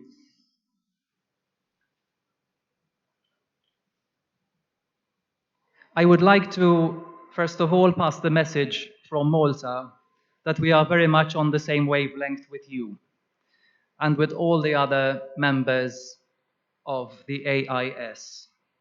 In 2017, the European Union organized the Our Oceans Conference in Malta, as you all well know. In August this year, we hosted a meeting of oceans ambassadors to discuss the restoration and protection of the oceans. This is to say that the seas and the oceans are a heritage of mankind that is very important to all of us and, needless to say, indispensable to our livelihoods.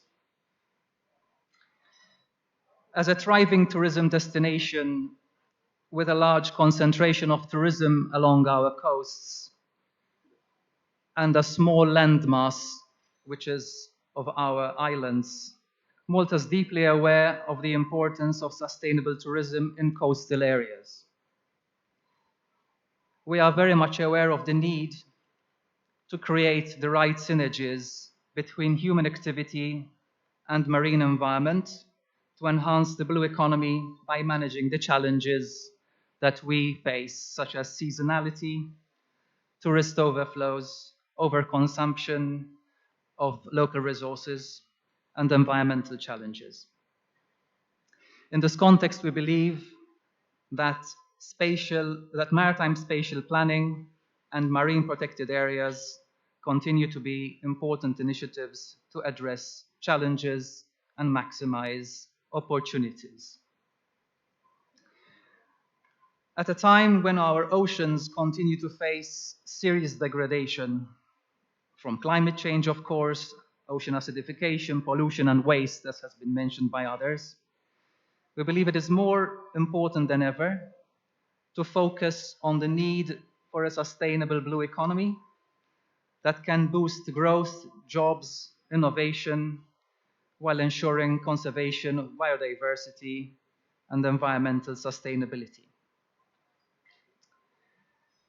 In this context, we wish to reconfirm our strong support for the Manado Declaration and the work emanating from it, with the overall objectives across the four pillars to contribute to global collaborative action towards sustainability of our oceans and marine ecosystems, on which much of our economies and indeed our tourism depends.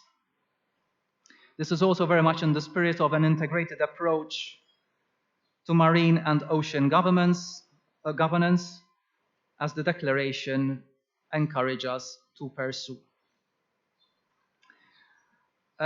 So, Minister, the final message that comes from Malta is that we wish to continue to see progress in this forum. It's a forum that for us adds to the multilateral dimension that was mentioned by others and which, of course, mentioned by the UNDP, which we are firm believers in as a small island state and as one that is very concerned about our livelihoods and our economies. And we wish to contribute as much as we can to this convergence of all our efforts and to be able to attain the three dimensions of sustainable development: environment, economy, and society, in line with SDG 14. So thank you very much to all, and sorry once again for touching the microphone too much. That's something which I will not suggest to anybody else. Thank you. The next speaker, Democratic Socialist Republic of Sri Lanka, Her Excellency Ms. Yasoja Gunasekara, Ambassador of Sri Lanka to Indonesia. The floor is yours.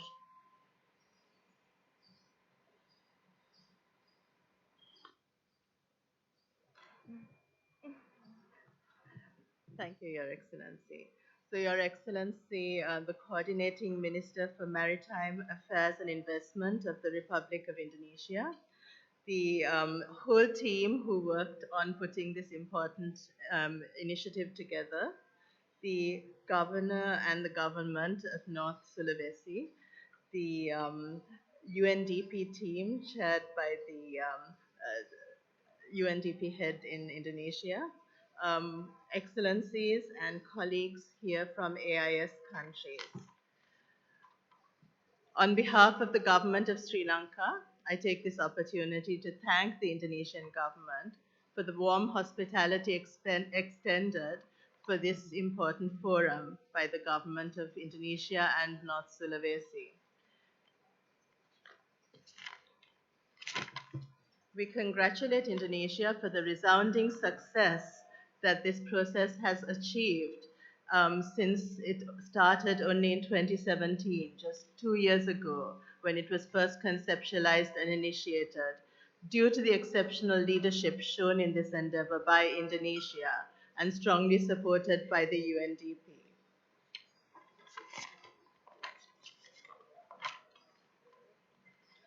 We are indeed happy to extend partnership to this forum, which aims to address common challenges faced in the areas of climate change, disaster management, maritime plastic debris, sustainable fisheries, and maritime governance, in addition to taking advantage of opportunities offered by the blue economy. By bringing various stakeholders together and utilizing smart and innovative solutions, we believe the AIS will become a catalyst in achieving sustainable development whilst ensuring the health of our oceans. It is important that we sustain our focus to ensure that the AIS matures into and remains a dynamic developmental forum, complementing the existing fora and thus creating important synergies in the regional and global processes. So just a few words on my own country. Sri Lanka has a long-standing history in preserving, nurturing, and protecting the environment. A pattern of natural behavior of Sri Lankans as a result of being a traditionally agricultural economy that the country inherited centuries ago. Sri Lanka's values and social systems are geared towards nurturing the environment around us, and a specific focus on the environment has become an enduring aspect of Sri Lanka's national development policy. Sri Lanka remains firmly committed to the UN Sustainable Development Agenda, as well as the Paris Agreement on Climate Change and other important international initiatives. In keeping with the vision of President Maithripala Sirisena, a policy has been adopted to include a blue-green development strategy in order to achieve balanced, inclusive growth and a sustainable development in Sri Lanka by 2030. Sri Lanka joined the Global Green Growth Institution in January this year and is in discussions with the Green Climate Fund regarding a possible agreement. Sri Lanka believes that the private sector has an important role to play in mobilizing support to achieve the goals set out in the Paris Climate Change Agreement. And in this context, we value the importance given in this platform to startups and the private sector. This was a very important aspect of AIS deliberations. In terms of practical measures taken to address maritime pollution, we have the Maritime Environmental Protection Authority, the apex body established by the government of Sri Lanka under the Marine Pollution Prevention Act number 35 of 2008. And in a bid to make Sri Lanka polythene-free and find a sustainable solution to ocean pollution and solid waste management, Sri Lanka banned the use of polythene products, including oxo-biodegradable plastic and extended polystyrene 2 years ago in 2017. We have also embarked on an ambitious effort to add 200,000 hectares of new green cover as part of our commitment to the Bond Challenge. Sri Lanka is championing the Commonwealth Blue Charter Action Group for Mangrove Restoration. This initiative aims to share best practices and expand mutual cooperation in the conservation and sustainable utilization of mangroves in the Commonwealth. Further objectives include developing strategies to strengthen legal framework for the conservation of mangroves and sharing technical know-how on valuing ecosystem services of mangroves to coastal livelihoods. The following countries have joined or expressed interest in joining the action group, a number of which are represented here in the AIS group as well. Australia, the Bahamas, Bangladesh, Trinidad and Tobago, Jamaica, Vanuatu, and the United Kingdom. So we had the first meeting of the group in August this year. Sri Lanka also joined the Clean Seas Campaign, a global UN environmental initiative to reduce maritime litter in 2017. We joined with France in protecting the oceans and ensuring blue economy cooperation by signing an agreement of intent with France in 2018. Sri Lanka considers its place in the Indian Ocean to be unique, the Indian Ocean being one of the most important sea lanes of communication. Over 200 ships transit Sri Lanka's waters daily, south of Dondra Head. And this region is becoming one of the leading transshipment hubs in the world.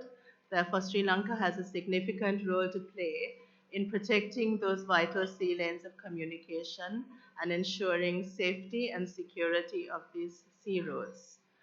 Therefore, Sri Lanka has taken an active role in cooperating with all maritime nations towards greater maritime security in both the Indian Ocean as well as in other regions.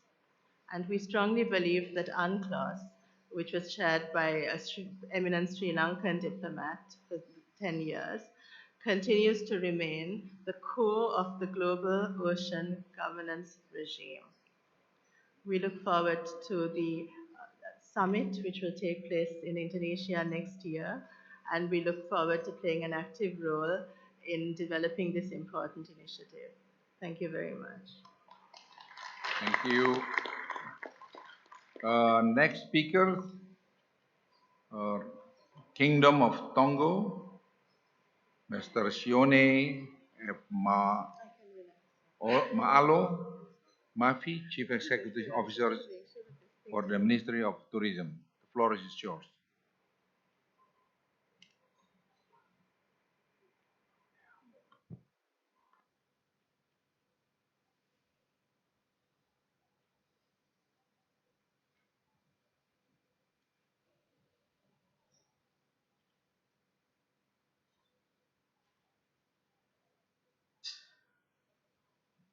Thank you very much, Mr. Chairman.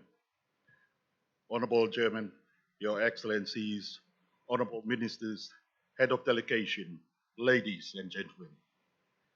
I'm much obliged indeed to give a brief statement on behalf of the Kingdom of Tonga. Very good morning, everyone. Maloi lelei, selamat pagi. Honorable Chairman, ladies and gentlemen, I wish to bring to you special and warm greeting from the government and people of the Kingdom of Tonga. On the outset, with the assistance of the Republic of Indonesia, please allow me to express my deepest gratitude to the government and people of the Republic of Indonesia for sponsoring Tonga's attendance in this ongoing, successful senior ministerial meeting, IS Forum, and also the hospitality extended to my delegation since our arrival in your country. Honorable Chairman, as I look around, I have realized that a good number of archipelagical island countries worldwide attending this forum, as mentioned by my colleague, His Excellency from Jamaica.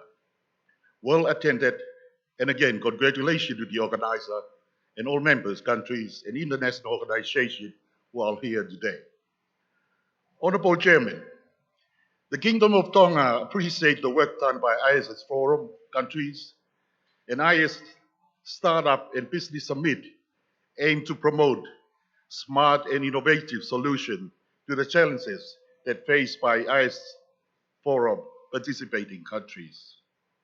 The 2019 summit focused on marine ecotourism. The tourism industry has demonstrated its capacity of driving local economic growth through its linkage to many supporting sectors throughout ISIS countries. In contributing towards the outcome of this forum, we are looking for a smart innovation solution on blue economy and ecotourism, on climate change, mitigation and adaptation, on good marine government, and moving forward with smart and innovation solution 2020. Honorable Chairman, ladies and gentlemen, this high-level forum remains important, which Tonga endorses to follow up, monitoring, and accountability and commitment with all other member countries. However, Tonga is not without challenges, including, among others, the climate change.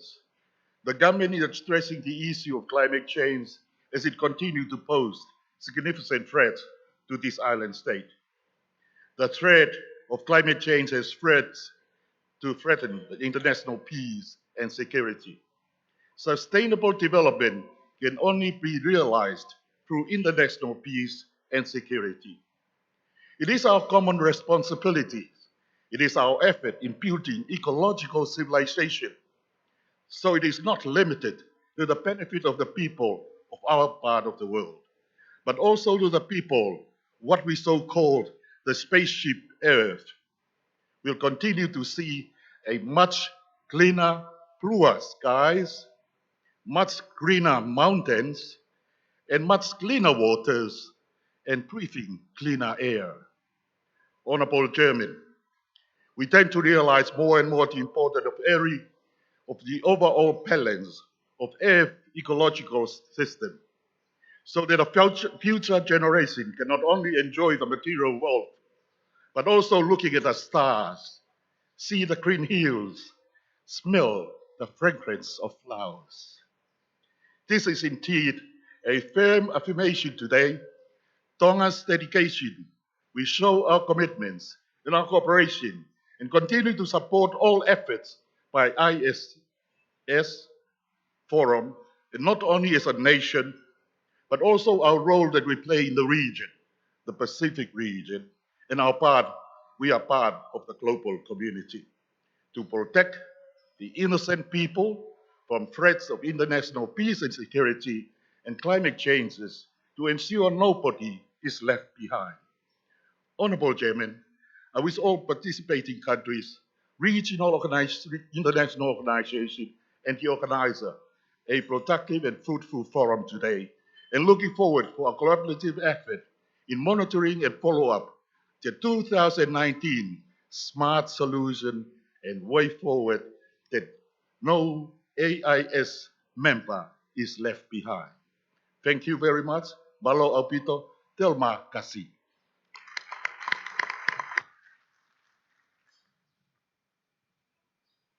Thank you very much.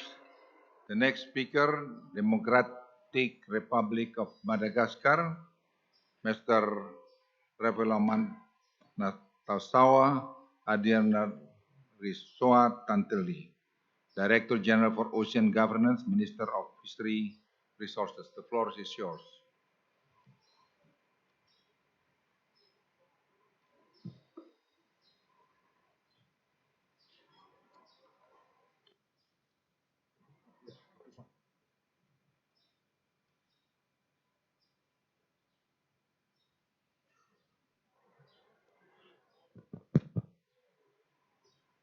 Thank you very much, sir.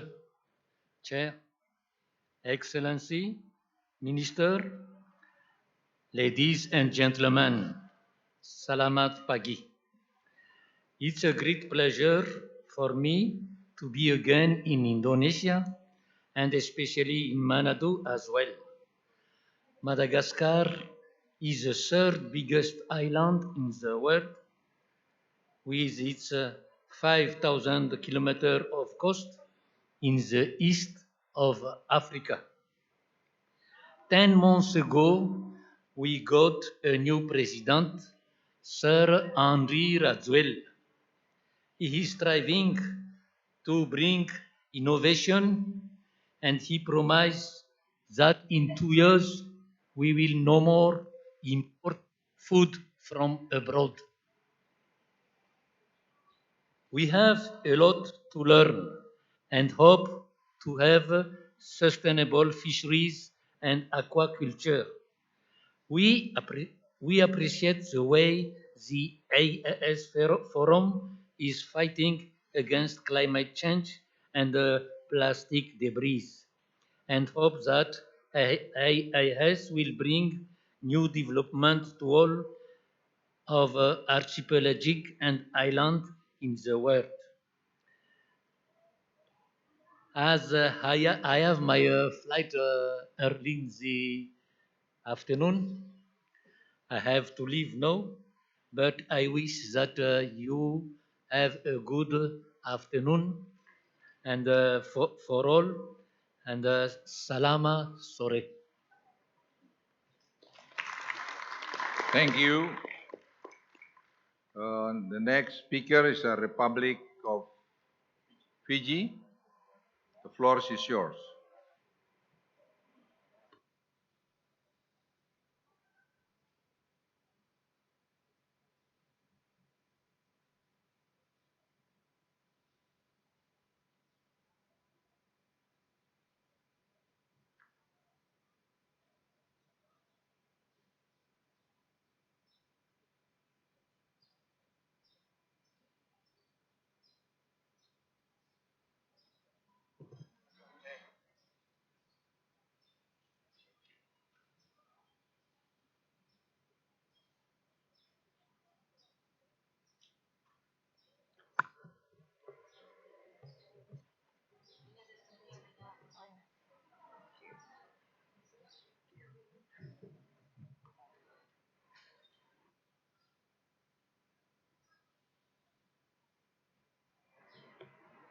Your Excellencies, distinguished guests, and delegates, ladies and gentlemen. Bulavinaka, and a very good morning to you all. I have the honor to deliver the statement by the Minister for Industry, Trade, and Tourism, Fiji, to this forum, and her apologies that due to pressing national commitments, regrettably is unable to attend. At the outset, please allow me to thank the Indonesian government, UNDP, and its partners for hosting and also organizing this timely forum for us to share our views on a topic so close to the hearts of all Pacific Islands. I also wish to commend the organizers for a successful opening of the summit, the fourth senior officials meeting yesterday, and the second ministerial meeting today. With a focus on marine ecotourism, this forum provides a unique platform where we all can discuss and share how best to promote a blue economy and further develop the marine ecotourism industry. It also is an opportune time for leaders and policymakers to discuss regional issues, goals, and aspirations. Ladies and gentlemen, as shared by my other distinguished delegates, the Pacific Island countries and seas are rich in marine resources and have great potential for economic development given the vast EEZ. Yet we are also confronted by obstacles such as geographic isolation, lack of infrastructure, and above all, the extreme vulnerability to climate change that can wipe out huge portions of our islands and GDPs. Fiji plays a leading role in the Pacific and even at the global stage to press larger developed countries to take urgent and dramatic action to combat the climate change crisis that threatens our very survival. The platforms is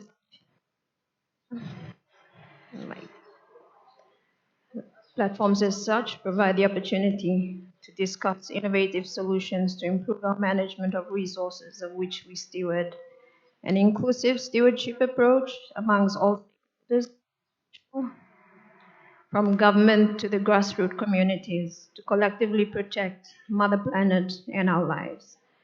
As we work together, help each other understand our unique needs and we will work together on solutions to combat challenges that threatens our environment, systems, and lives. Let us vigorously enhance practical cooperation and be partners of win-win cooperation. Sharing the blue economy concept will promote the sustainable use and growth of our marine resources, which will in turn empower our local communities through livelihood opportunities and contribute through marine ecotourism, a growing niche market of many island communities.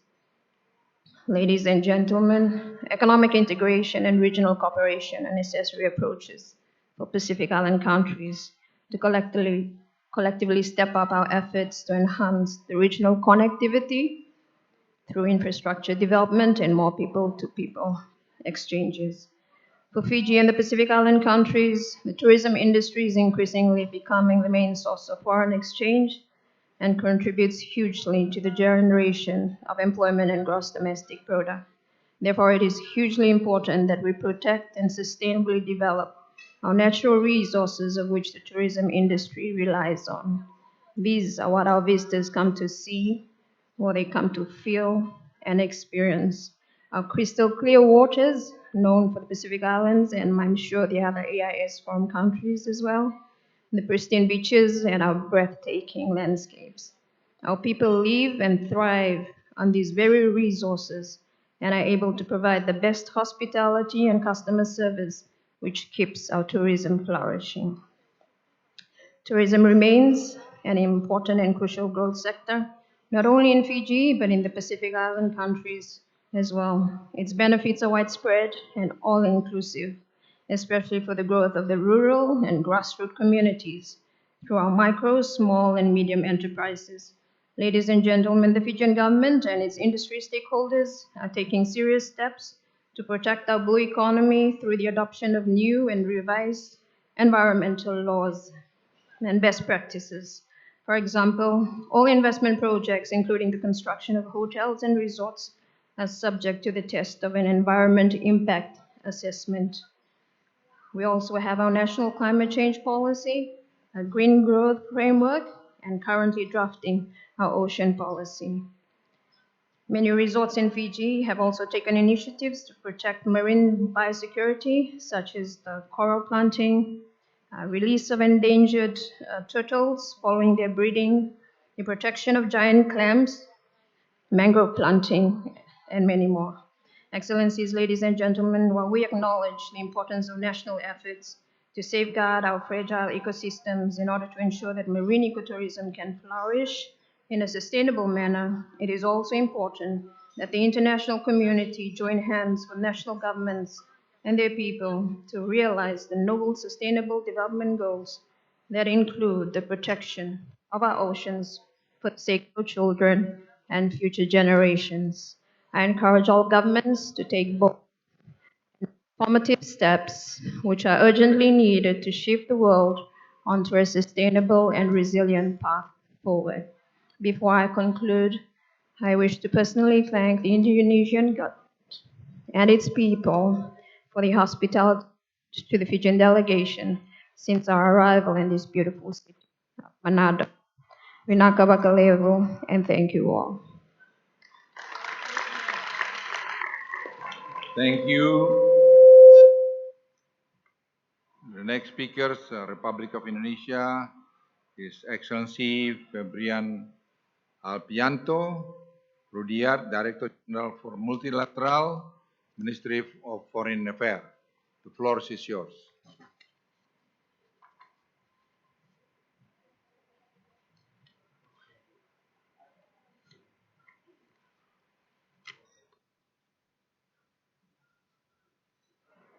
Thank you. His Excellency Pak Luhut, Coordinating Minister for Maritime and Investment Affairs, the chair of this meeting, Excellency, distinguished delegates, ladies and gentlemen. A year after its inception, the second Archipelagic and Island State Forum has been meaningful to promote our global effort in achieving sustainable ocean to benefit our people. During the course of this week, we have held workshops on ecotourism, ocean and climate change, as well as aligning regional initiatives on coral reefs, fisheries, and food securities.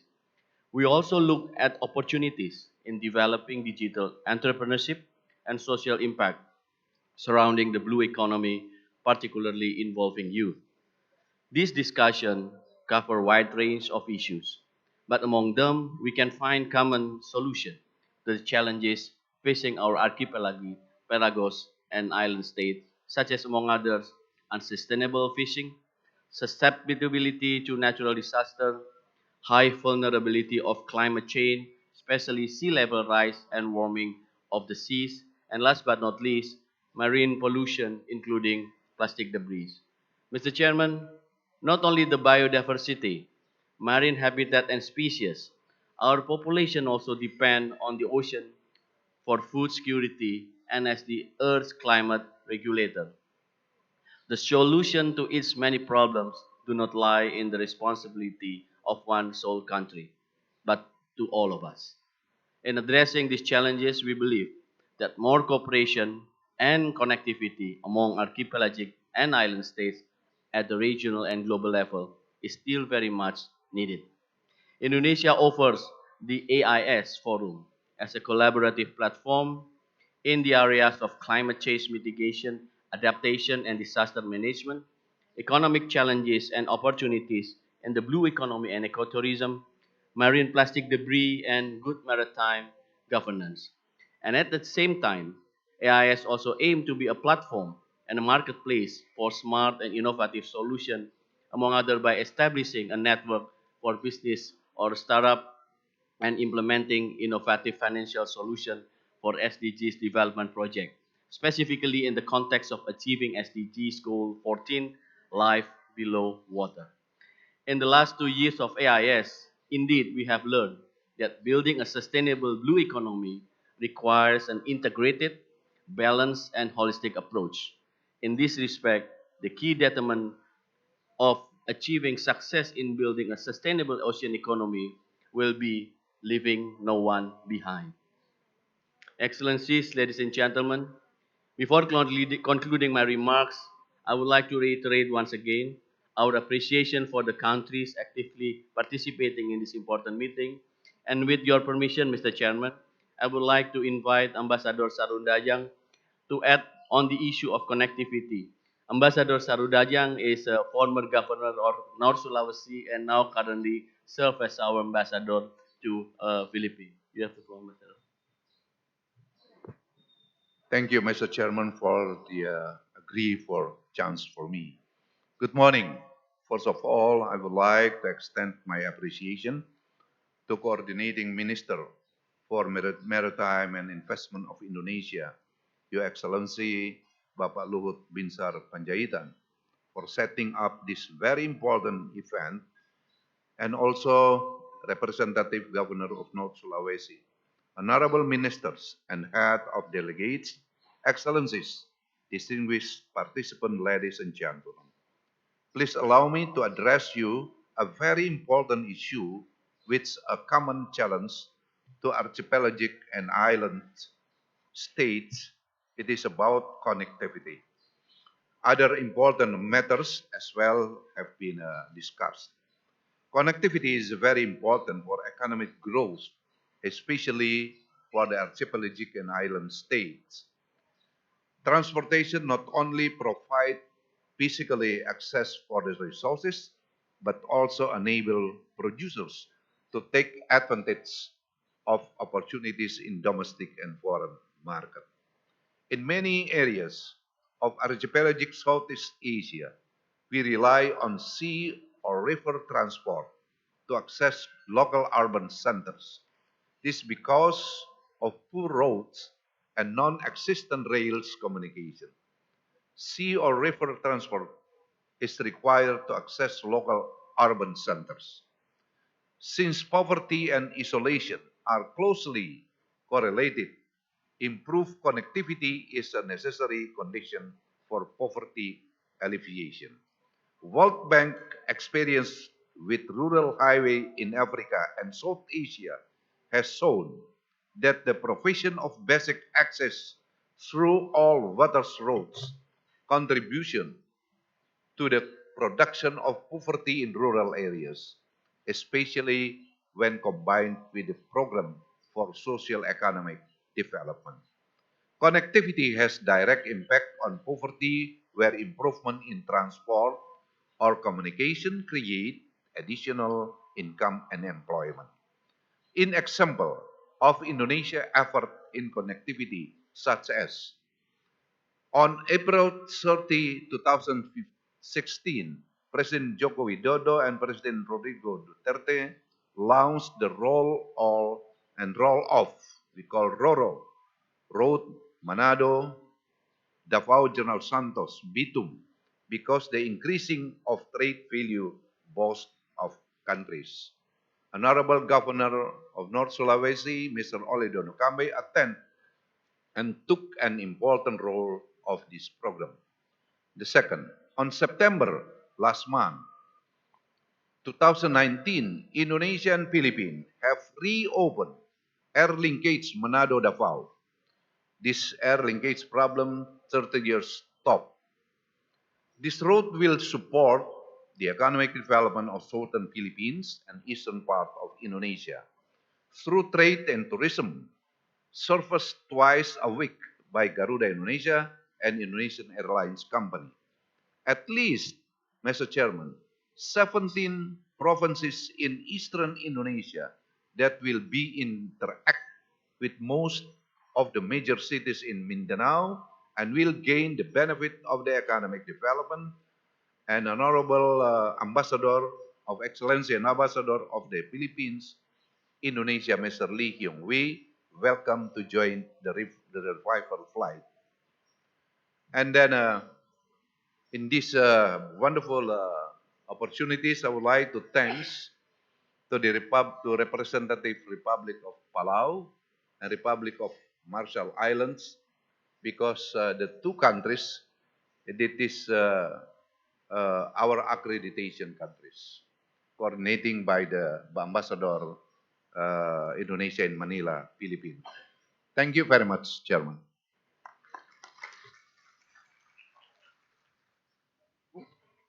The next speaker, Ireland, Ms. Carol Staunton, Deputy Head of Mission to the Republic of Indonesia. The floor is yours.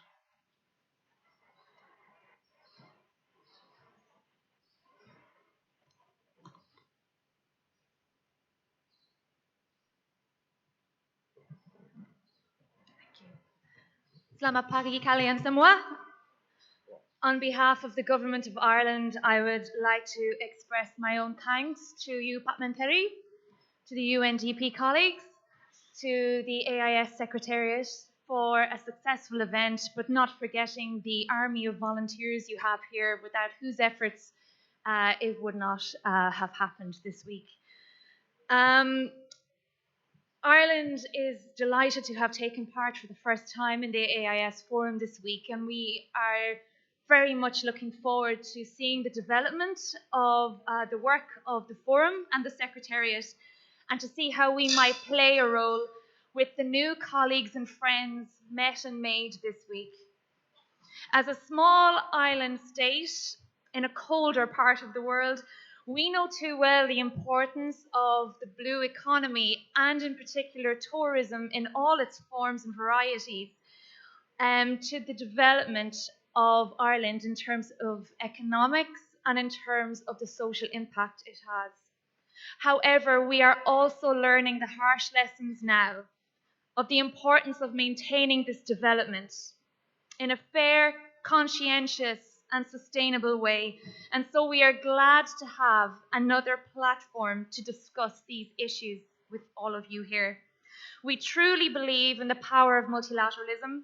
We believe also in the power of harnessing youth and women to bring about change, and are proud to see the progress of this initiative, which can become a very powerful voice on the global stage. Thank you very much.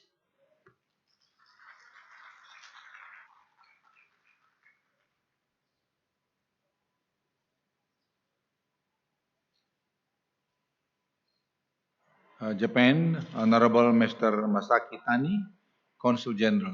Floor is yours.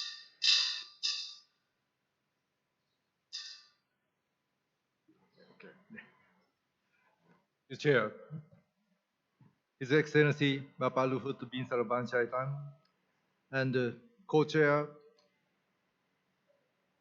Bapak Gubernur Sulawesi Utara, and Mr. Christopher Buffett from UNDP.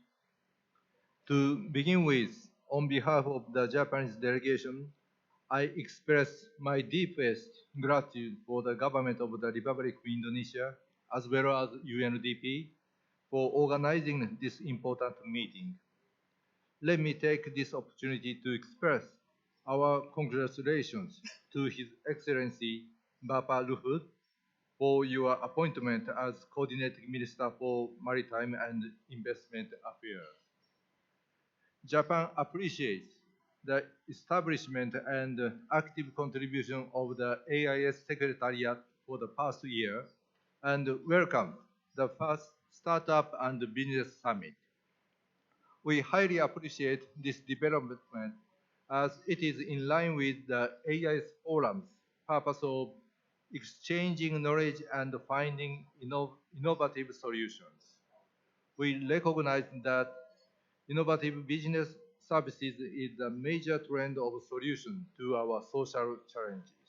We also respect the contribution made by UNDP to establish the Blue Economic Development Index. The main topic of the meeting this year is ecotourism. This is an important topic for Japan too. Japan enjoys rich natural tourism resources derived from its wide range of climate zones from subarctic to subtropical, as well as its various scale of islands, from the largest island, its name is Honshu, to small remote islands. On the other hand, Japan is undergoing declining and aging population nationwide. And due to urbanization, rural areas, including small remote islands, are particularly facing this social challenge.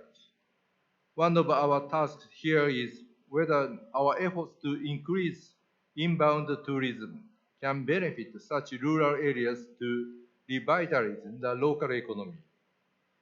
In this context, the primary industry sector such as fisheries and agriculture and ecotourism can generate synergy in the local economy. The conservation of rich natural nature environment is the basis of ecotourism. Japan has 4 UNESCO World Natural Heritage Sites, including Yaku Island, Ogasawara Islands, and is now proposing Amami and Ryukyu Islands to be inscribed in the World Heritage List. What is important here is also the combination of the conservation of nature and tourism promotion. From these viewpoints, Japan proposes basic principles on ecotourism, including natural environment conservation, tourism promotion, and the development of local economies. Japan welcomes the Archipelagic and island states pledge to ecotourism, as it is in line with Japan's principles. This year, Japan has repeatedly suffered from super typhoon, hurricane, which caused huge damage with strong winds, floods, and landslides. All Japanese people directly experience the weather getting extreme due to global climate change. Japan has worked both on domestic efforts and on international contribution, such as the technology transfer of renewable energy and energy saving through joint crediting mechanism. We will accelerate such efforts. The conservation and restoration of mangrove forests will be an effective means for mitigation and adaptation in tropical island states. Japan supported the opening of the mangrove center in Bali Island in its capacity development. We did through research on the differences in growth characteristics depending on the species and develop effective restoration methods. Japan is also researching and promoting silver fisheries, which utilize mangrove to sustain shrimp farming, rehabilitate coastal environment, and promote carbon fixation. Mr. Chair, at the G20 Osaka Summit in June this year, Japan proposed Osaka Blue Ocean Vision, which aims to reduce additional pollution by marine plastic litter to zero by 2050. The vision was shared among the G20 member states, and we call on other states to join this initiative. To support efforts made by developing countries to achieve the vision, Japan launched Marine Initiative, focusing on management of waste, recovery of marine litter, innovation, and empowerment. With this initiative, Japan will promote assistance for ASEAN member states under the ASEAN Plus 3 Marine Plastic Debris Cooperative Action Initiative. And bilaterally, Minister of the Environment of Japan and Coordinating Minister Bapalufu agreed on cooperation on joint monitoring of marine litter. Japan and Indonesia implemented a preparatory survey in the Gulf of Jakarta and training course in Japan.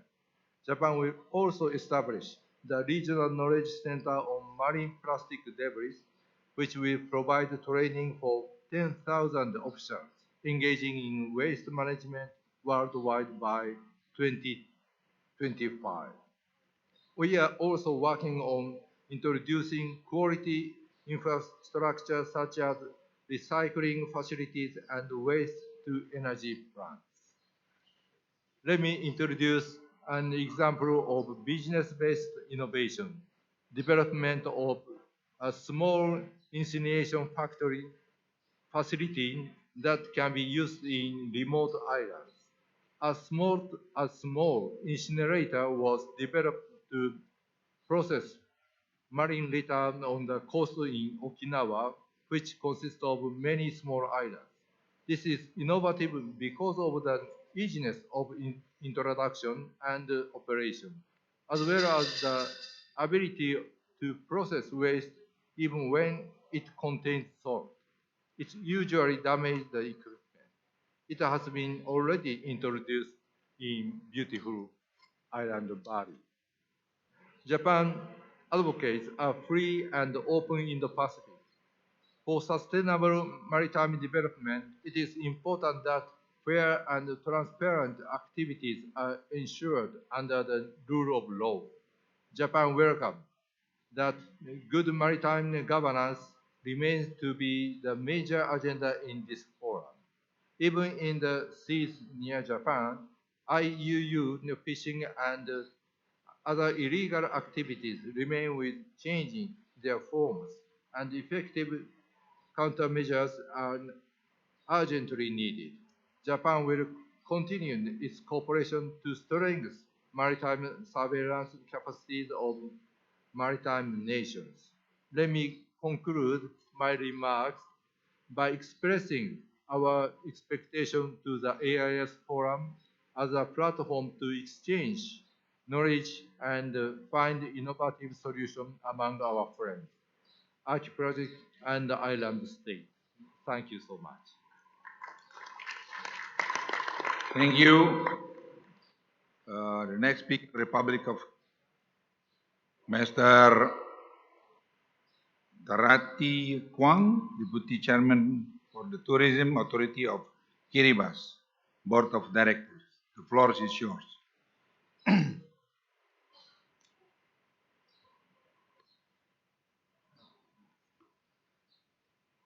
Thank you. Thank you. Chairman, Honorable Ministers and Excellencies, Head of Delegations, distinguished representatives, ladies and gentlemen. Hamnapan and Maori, and greetings from the government and the people of Kiribati. Mr. Chairman, please allow me to take this opportunity to express the Minister's apology for not being able to attend this important meeting due to the urgent national commitment. However, it gives me great honor to be given this rare opportunity to represent Kiribati at its first attendance to this second Minister's meeting of the Archipelagic and the Small States, Island States Forum.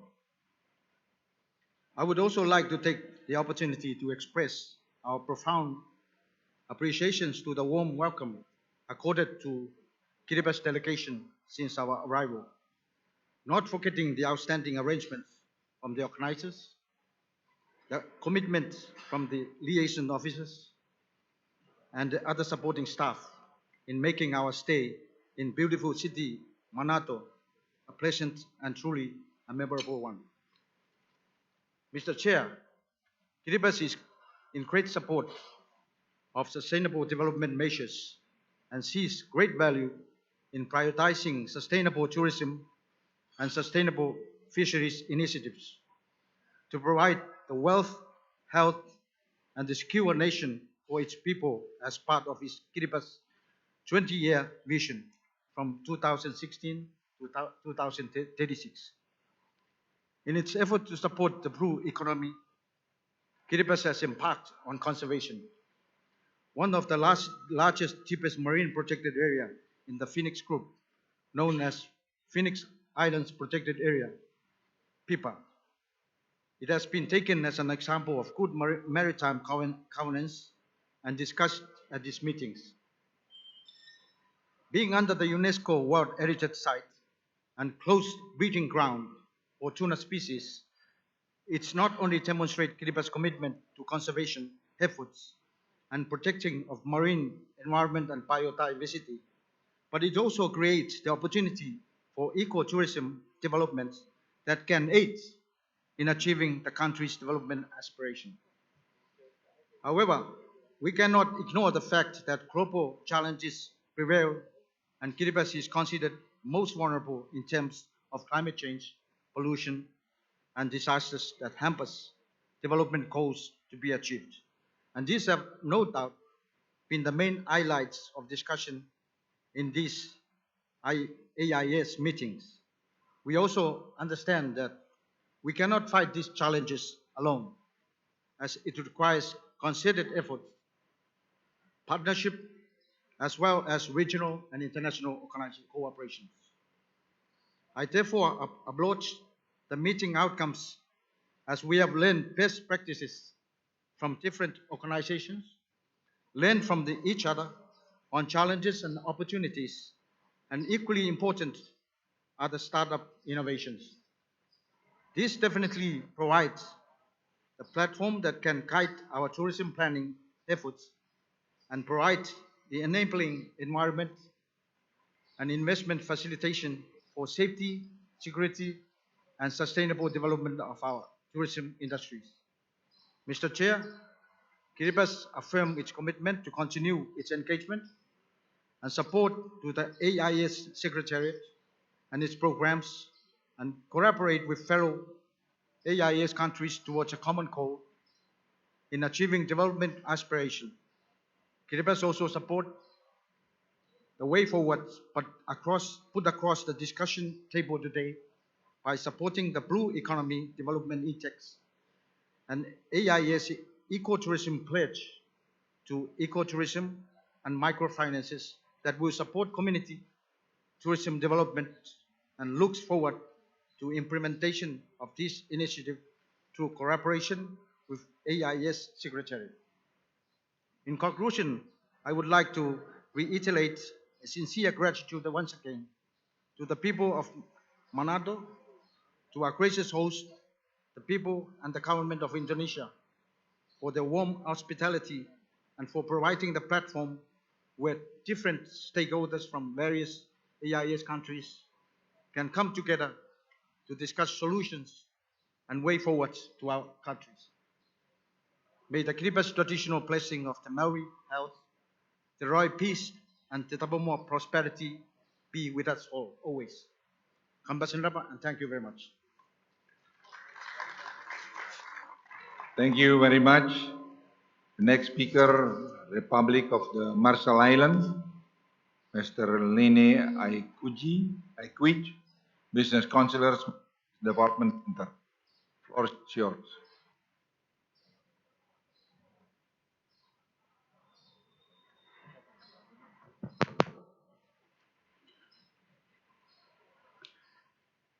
Excellencies, Ministers, Ambassadors, ladies and gentlemen, Yahweh.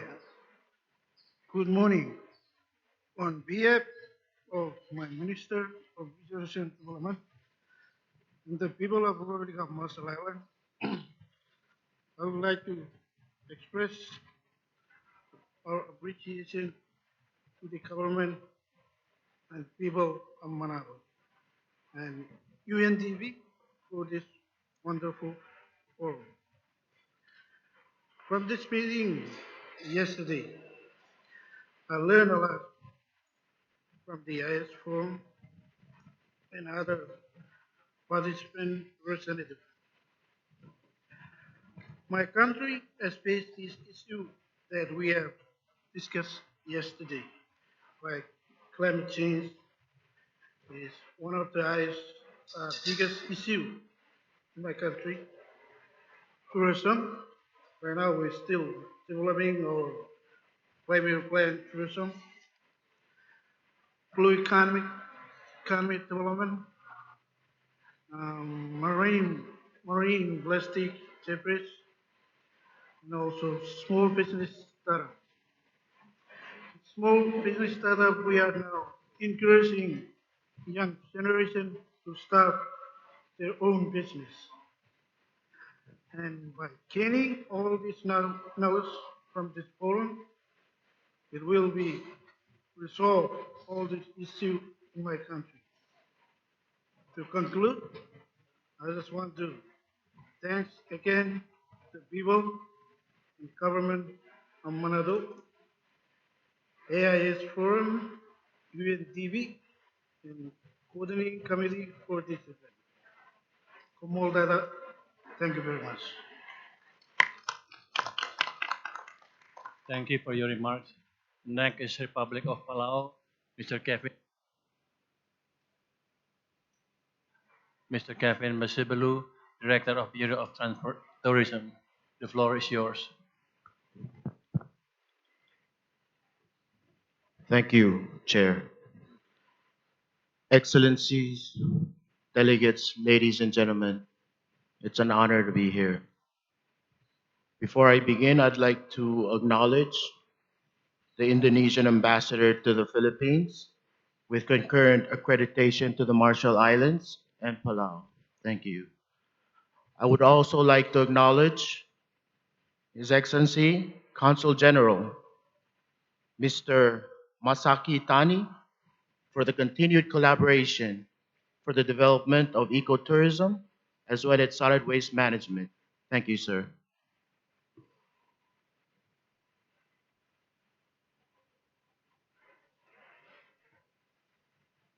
The world is starting to wake up that we, the people of the ocean, have long known that without our precious environment, none of us have a future. Therefore, it is an honor to be here to witness the unveiling of the AIS Pledge. Inspired by the Palau Pledge, the 5 tenets of the ICE Pledge are to respect the locals, reduce marine litter, support coastal and marine protection, promote the ocean economy, and finally, to protect the children in travel and tourism. It was also a pleasure to witness the 1,000 Startups Ignite the Nation movement unveiled these last few days here in this very hall. Imagine if all the brilliant minds here in Indonesia innovated based on the 5 tenets of the ICE Pledge to save and address the world's most pressing environmental and tourism related issues. My president, the Honorable Excellency Tommy E. Monsau Jr., has always said, we do not inherit this land from our ancestors. We borrow it from our children. Finally, I wish to announce that Palau will be hosting our Ocean 2020 in August next year.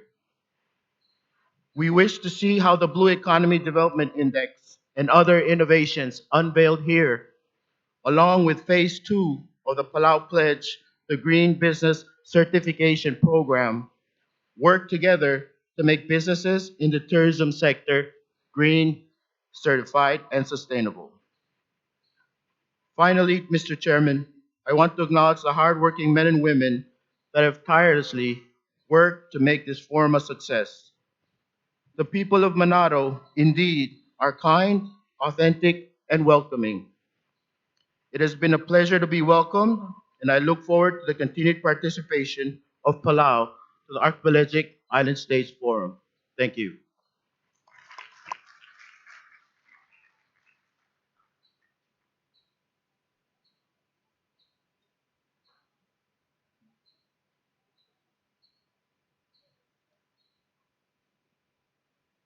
Miguel Fleming.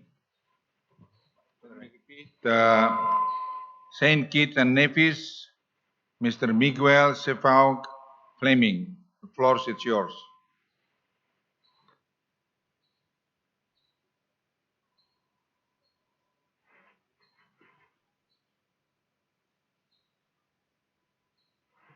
Thank you, Excellency. Governor, ministers, ambassadors, delegates, and other representatives. Greetings from St. Kitts and Nevis. St. Kitts and Nevis is happy to be present at this second ministerial meeting. I must take the time to say thank you for the warm welcome and courtesies during my time here. As an archipelagic and island state, like the other countries represented here, we are grateful to be involved in these discussions as the ideas shared can be transferred as solutions to deal with the problems that we all face. St. Kitts and Nevis depends heavily on tourism and is one of the most popular destinations in the Caribbean. Being such a popular destination contributes to environmental pressures.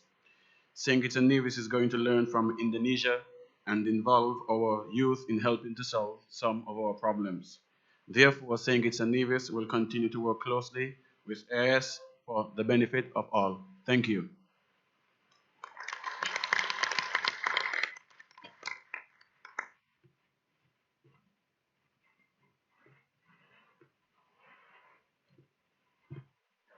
Thank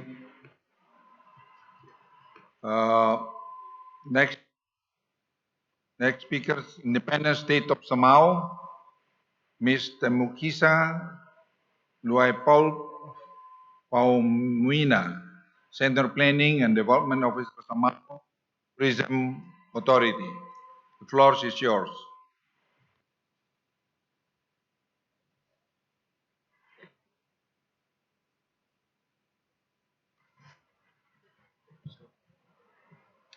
Thank you, Chair.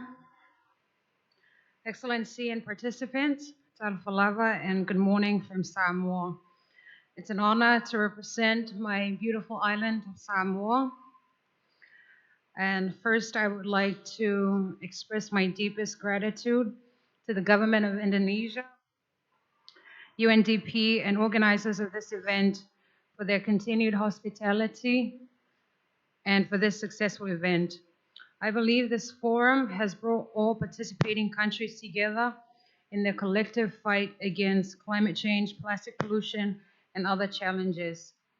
Samoa shares similar experiences with its neighboring Pacific Island states, and like Pacific Island states, Samoa does not have other key rich resources, so all we have is our beautiful green environment and ocean, and we must therefore do everything we can to protect it. So far, Samoa has taken necessary steps to mitigate the effect of climate change on its shores. We depend heavily on the development of tourism, and I believe the innovative mechanism shared at this forum will help immensely in our fight against climate change. I look forward to sharing the outcome of this meeting with my home country and turning them into action, as I believe that's when we can really start to make a change.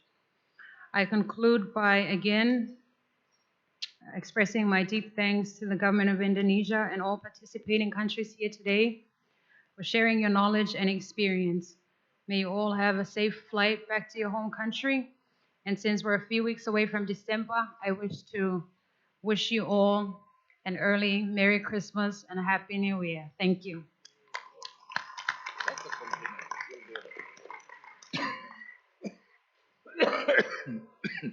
Excuse me. Thank you. The next speaker, Republic of Seychelles, Ms. Anne Lofortune, Principal Secretary for Tourism. The floor is yours.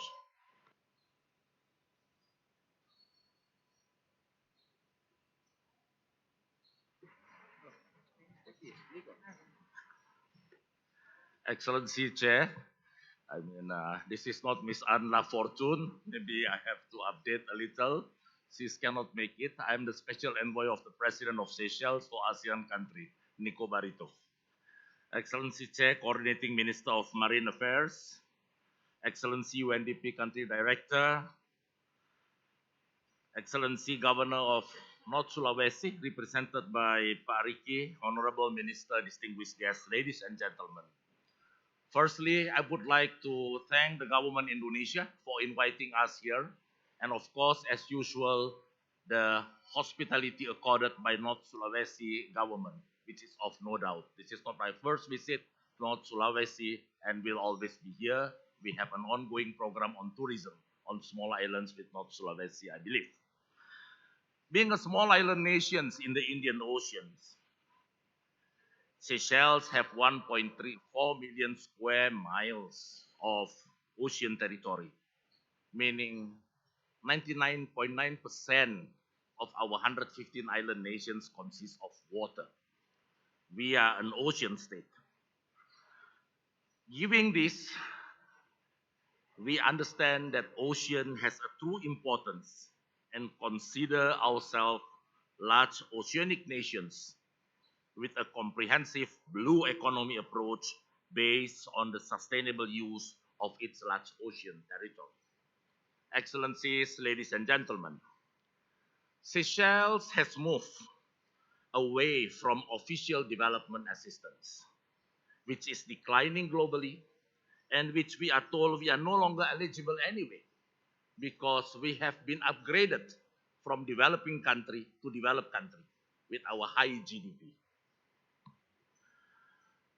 For that, Seychelles have invented a number of innovative financing mechanisms to overcome issues that affect the archipelagic island states. Nonetheless, our story of innovative finance is worth for sharing. During AIS 2018, I was here to inform the chair, Minister Luhut, about the first bonds that Seychelles launched during our ocean conference, October 2018 in Bali. We launched the first blue bonds supported by the World Bank and GEF. Now is 2019. The blue bond proceeds. It's being used to capitalize a blue grant funds and a blue investment fund, each of which will provide financing to empower local business and communities to transition to sustainable fisheries. Ultimately, the populations of General Seychelles will benefit from a healthier marine environment and increased food security.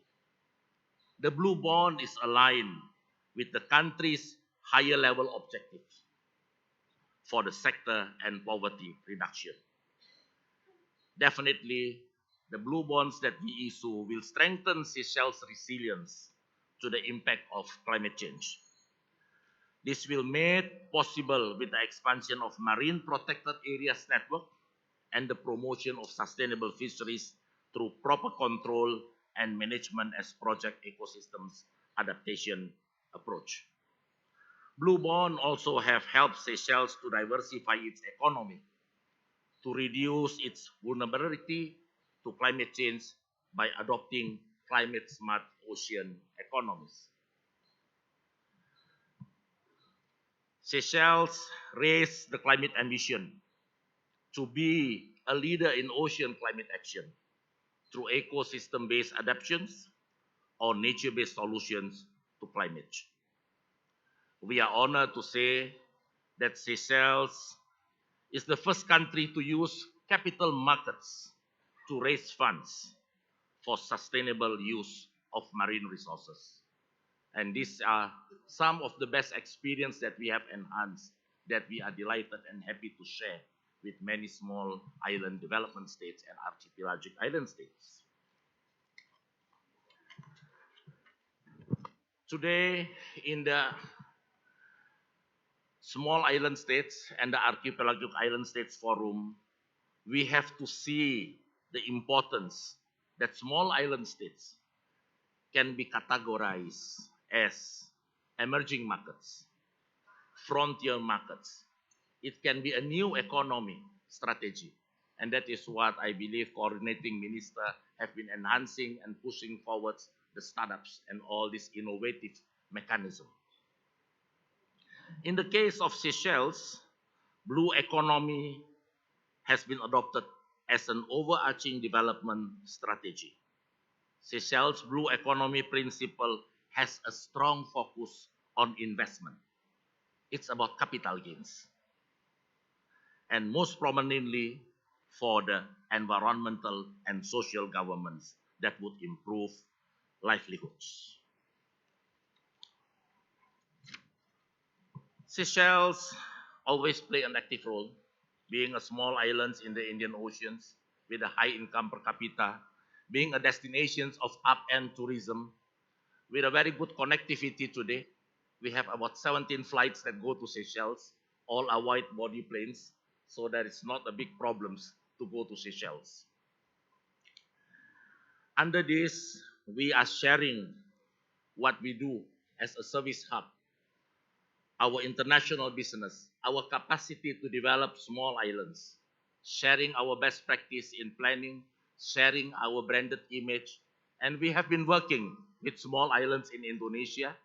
I mean, coordinating minister, we have worked with the former minister of less development states, Menteri Desa,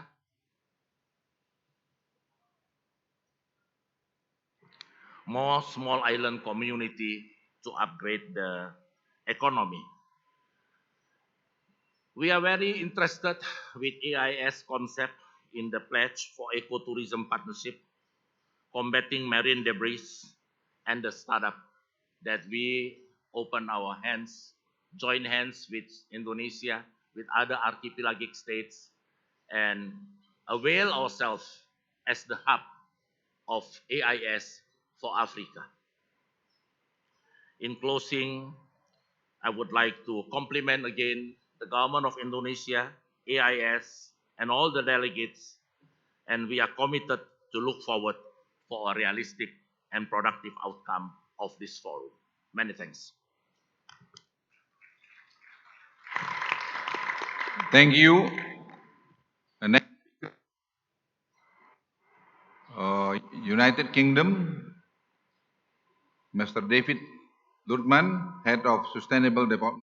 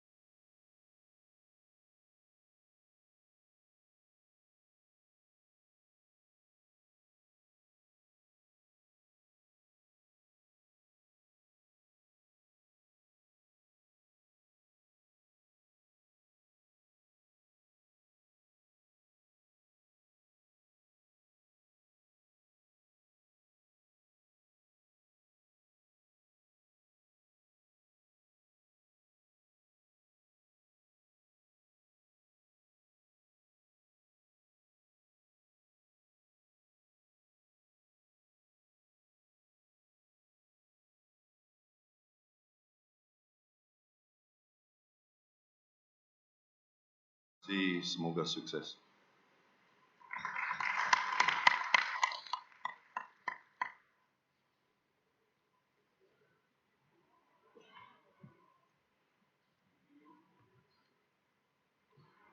Thank you. The next speaker, CTICFF, Mr. Hendra Yusran Shiri, Interim Executive Director. The floor is yours. Thank you, Mr. Chair. Excellency, Mr. Luhut bin Sarpanjaitan, Coordinating Minister for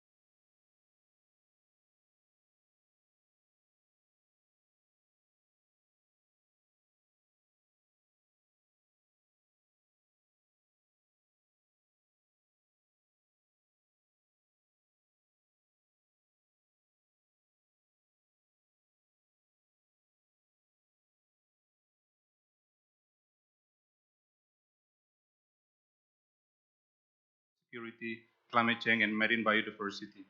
In 2015, we have a legal personality, and 2 years after that, the agreement of our regional secretariat with all annexes was registered and recorded at the United Nations Secretary General on the 1st November 2017 and published the Statement Treaties International Agreement. I also would like to take this opportunity to express my highest appreciation and welcome the final outcome of the senior official meeting of the Second Archipelagic and Island State Forum. I congratulate to all of you. Mr. Chair, Honorable Minister, distinguished guests, ladies and gentlemen, this year CTHFF will have 15 senior official meeting in Honiara, Solomon Island, which will be strategically to endorse our second phase of Regional Plan of Action, or RPOA 2.0, as our current and first CTI Regional Plan of Action will end its term in 2020.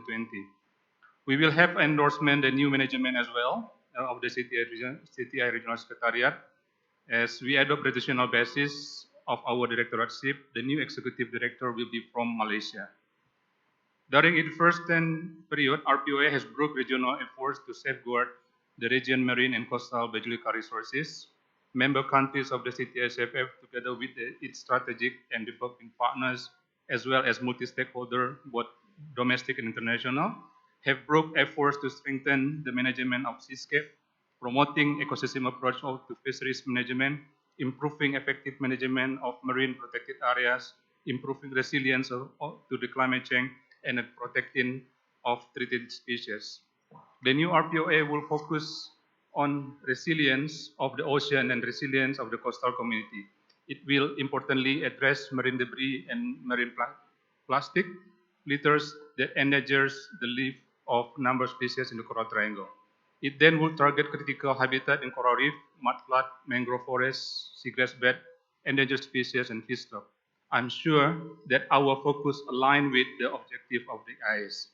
Mr. Chair, Honorable Minister, distinguished guests, ladies and gentlemen, CTICFF highly welcome the work and deliberation of IS and allow me to this opportunity to reiterate the CTICFF wish to strengthen strategic cooperation between CTI-CFF and ICE.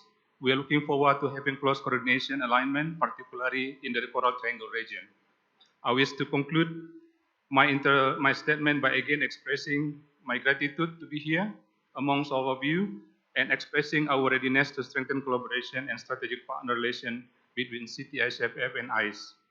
Assalamualaikum warahmatullahi wabarakatuh. I thank you. Terima kasih. Tagiu tumas, maraming salamat, and obrigado.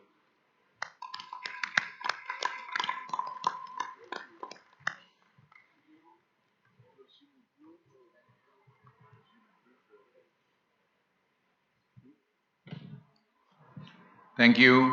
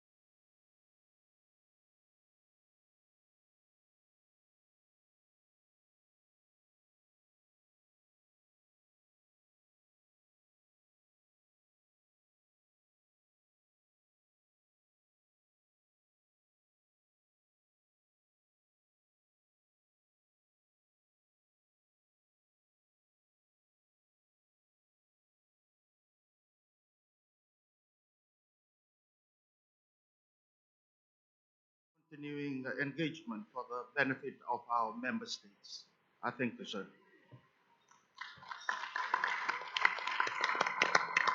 Thank you. The next speaker, Melanesian Spearhead Group, His Excellency Mr. Amena Giafoli, Director General. The floor is yours. Mr. Chairman, through you, let me recognize and also convey the sincere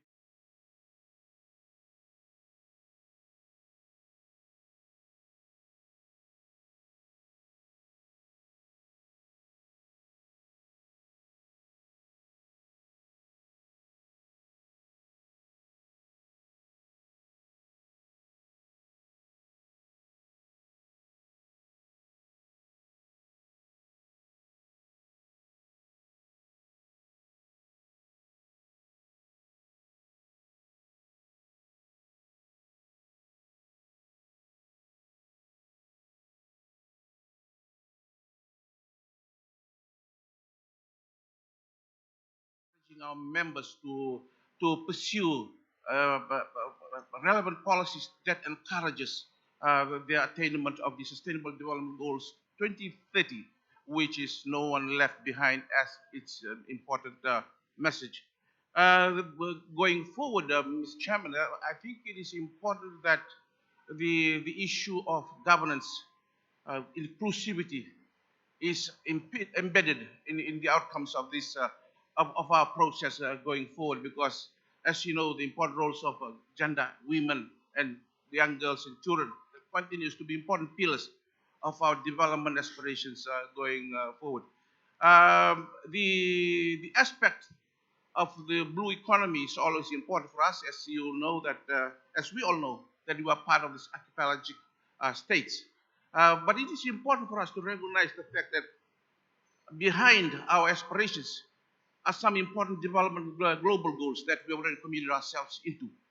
One of which I already stated, the 2030 Sustainable Development Goals, the 2015 Paris Agreement on Climate Change, and how can we leverage resources to enable our members, to attain these goals. It is by no means easy, and I think that this such forum is really important to support our members in moving forward, leveraging support, leveraging international cooperation through South-South cooperation and other means that will enable our members to achieve the development goals that are before us. For small island developing states in particular, Mr. Chairman, as you know, our genesis goes back to 1990 during Agenda 21. For 30 years, we've been fighting, to address our unique vulnerabilities and special case. And this has not been an easy process. With the support of the UN system, including UNDP, it is something that we believe at the MSD Secretary that we will continue to bring our issues forward for the support of our members. Going forward, it's important that we continue to be committed vertically and horizontally. Let's continue to be inclusive amongst all issues. Lastly, Mr. Chairman, let me applaud your leadership in pushing forward or in gaining the momentum of this alliance as a platform that will continue to leverage and bring the issues of our island states, archipelagic states, into the global fora, and to be supported and also to be strengthened in the development aspirations. I will just conclude by the words of our Pacific Island Forum leaders in Tuvalu this year, in which they said that strong political platform is the cornerstone to galvanize necessary actions, converting actions, climate ambitions to climate actions in order to address our issues. I thank you very much for your attention. Thank you. The next speaker, United Nations World Tourism Organization, Mr. Hari Wang, the Direct Regional Department for Asia and the Pacific. The floor is yours. Yeah, good. Bring that one, yeah. Thank you, Mr. Chair. Your Excellency, Minister and Ambassador, and distinguished delegate, dear friend, very good morning. On behalf of World Tourism Organization, I would like to take this opportunity to express my sincere appreciation for entrusting UNWTO and extending your kind invitation to this historical second edition of Ministerial Meeting in this beautiful city of Manado. And what a pleasant culinary experience that we all did the last 2 days, and in particular last evening that His Excellency Governor hosted a beautiful dinner. And I noticed that I think it was the tourism tagline, the Manado, the window of the Indonesia. I believe that Manado is indeed the beautiful window of wonderful Indonesia that you want to open the window and enjoy the beautiful breeze and green and blue ocean. And Your Excellency, I'm very excited and pleased to see all UNWTO member states, such as from the Asia and Pacific member states, such as the government of Indonesia and Fiji and Maldives and Palau, Papua New Guinea, the Philippines, and Samoa, and Sri Lanka, and Timor-Leste, and all CIS member states delivering your invaluable contribution in this great platform of the AIS Forum with a full recognition of blue economy and ecotourism for each and every destination. And to those of you who may not really familiar with UNWTO, allow me to offer a brief introduction of UNWTO.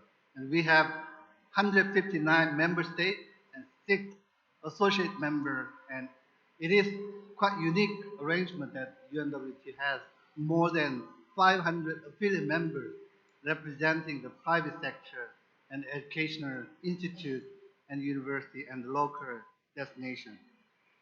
And the UNWTO as a leading international and intergovernmental organization in the field of tourism, and we promote tourism as a powerful driver of economic growth, inclusive development, and environmental sustainability.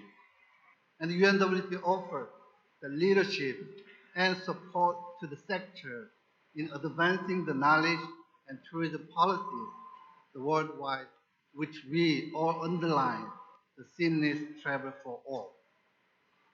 As for our direct membership services, we, from the 5 regional departments, Africa, America, Asia and Pacific, Europe, and Middle East, maintain our close and direct communication with the member states for timely delivery of the program we produce from our technical department, which include sustainable development of tourism and market intelligence and competitiveness and ethics, culture, and social responsibility and institutional relations and partnership, and of course, technical cooperation department, to name a few. And once again, Your Excellency and Honorable Chairman, the UNWTO is delighted observing this outstanding initiative and project which have been discussed over the past 2 days, and UNWTO highly value the importance of partnership that with our United Nations agency like UNDP and AIS Forum and all AIS member states, and we are committed to closely working with all AIS Forum in the course of implementing the final outcome, which is about to be adopted today. And thank you very much, Chair. The last presentation, we can watch a TV video by Peter Thompson from United Nations Secretary General.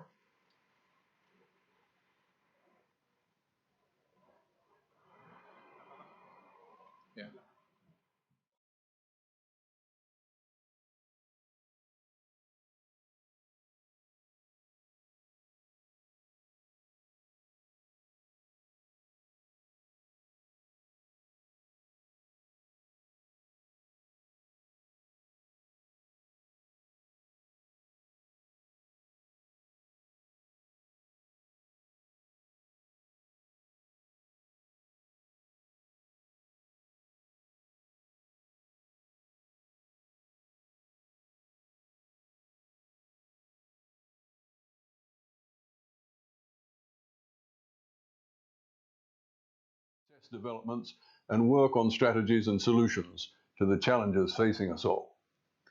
It's now well established that as island communities, we're at the front line of the changes underway. I congratulate you all on the progress made since the holding of the first AIS Forum last year, in particular the establishment of the AIS Forum Secretariat. Many of us believe that the best way forward will lie in meaningful partnerships implementing innovative actions in support of our agreed global plan. When I say agreed global plan, I refer, of course, to the Paris Climate Agreement and the UN's Sustainable Development Goals, together with the broad mosaic of multilateral agreements and conventions which underlay them. Fidelity to that plan is essential if the well-being of our children and grandchildren is to be prioritized over the many inessential creature comforts the world has become accustomed to. When we talk about partnerships, we must also talk about trusting each other to do the right thing in line with our agreed goals. I know that you will be talking about ecotourism in your meeting, and I'd like to lend my support to that.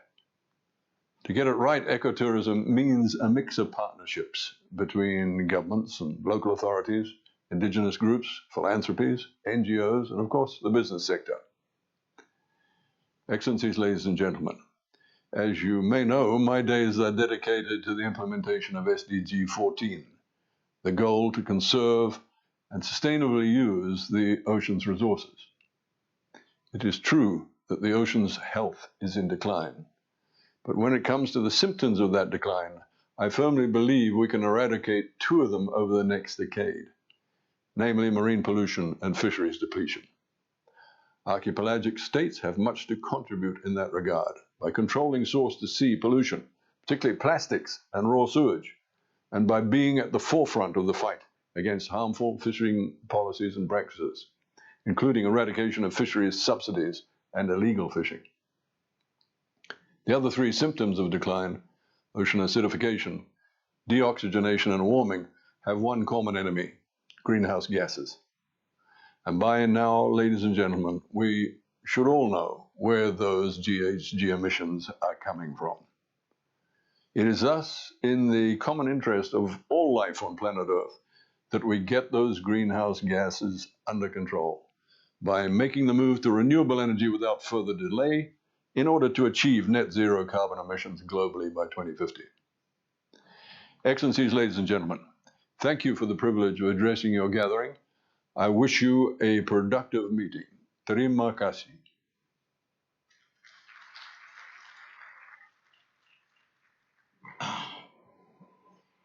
Thank you very much. Ladies and gentlemen, we will now start with the general statement from all delegations.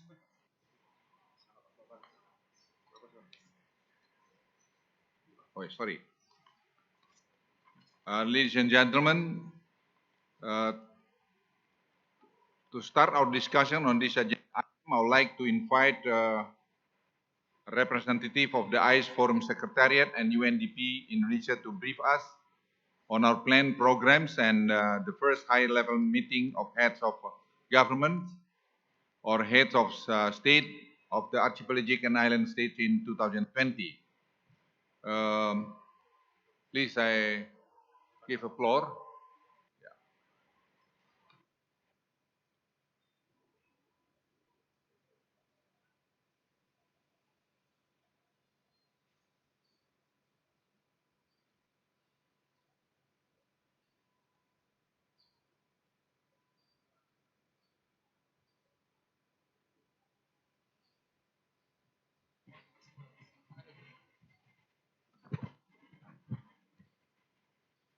Thank you, Mr. Chairman.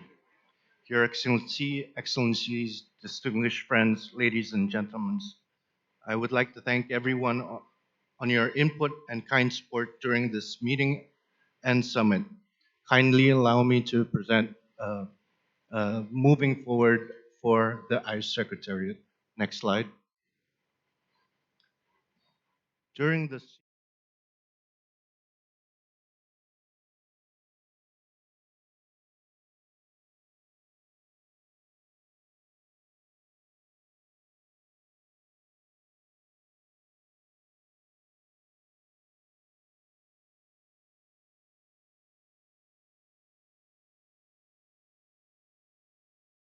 That's it. The next is the advisory board, which will. If I may advise, because of time constraint, maybe you can make it faster. Thank you.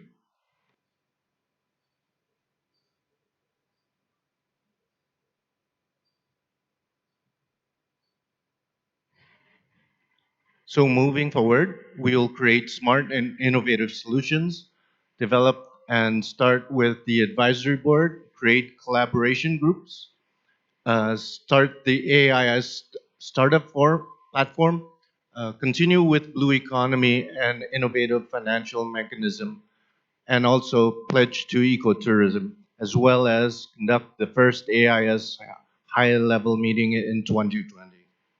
Next slide. These are the outputs that were given on climate change mitigation and adaptation, blue economy and ecotourism, marine plastic debris, and good maritime governance. Next slide. We will continue with blue economy and the Blue Economy Development Index. Next slide. And also continue the pledge to ecotourism with a few social media activities. Next slide. For the first AIS high-level meeting in 2020, we will prepare for awareness raising, create scope and themes, create the agenda, start outreach, and not to forget, prepare for logistics. Next slide. The ICE Secretariat is ready to start. Thank you. Thank you very much.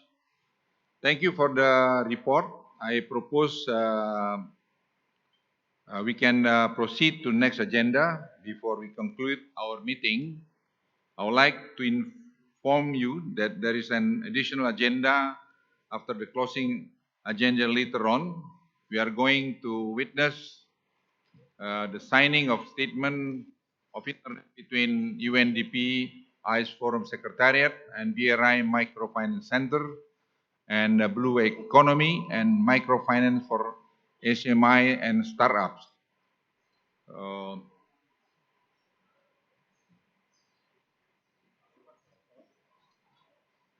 Okay, Excellencies, ladies and gentlemen, distinguished guests, delegates, I was reported earlier of the outcome of the senior official meeting, which was held yesterday.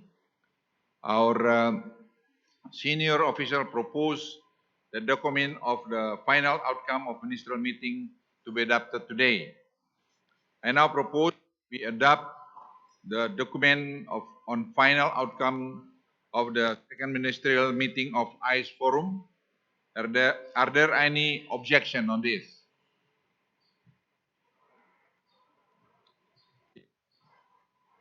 If there are no objection, then it's so adopted. Yeah. The next agenda item is conclusion and closing remarks. And we invite maybe some of maybe a short comment on this, starting from union, the Union of the Comoros.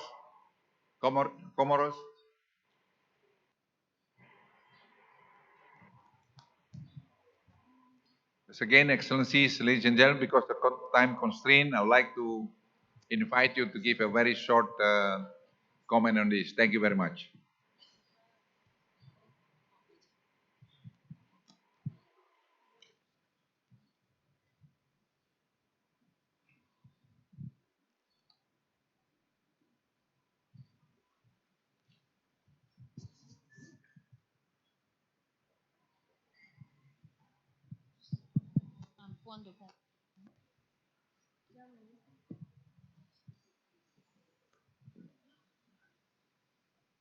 Madame, il faudrait que vous arrêtez à chaque phrase parce que là, je n'ai pas noté ce que vous avez dit.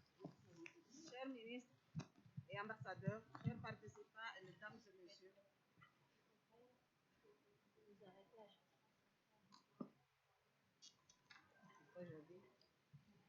Chers ministres et ambassadeurs, chers participants, mesdames et messieurs. Excellencies, ministers, ambassadors, ladies and gentlemen. Nous saluons l'importance forum qui nous a appris les meilleures pratiques à chacun. We have been part of this organization of the organization of this forum that has led us to be able to share our common knowledge and share our best practices for the benefit of our people. Et nous a trouvé les meilleures solutions à nos problèmes communs. And this has allowed us to be able to see the best solution to our common problem. Nous apprécions les participants de délégués. And I would like to thank all the participants and all the delegations, Les secrétaires, the secretariat, le rapport de directeur, and all the senior official pour nous avoir donné quelques solutions that has shared us their solutions sur le futur développement de notre économie bleue. For the development of our blue economy. Qui est aussi le développement du monde nouvel de nos enfants. That will be the future of our children. Notre gouvernement sera apte. Notre gouvernement sera ravi. Our government will be glad. À tirer des résultats qui donnent solutions claires. To take advantage of the solutions that was given in this forum. À l'un des impacts et fléaux. À l'un des impacts et des fléaux.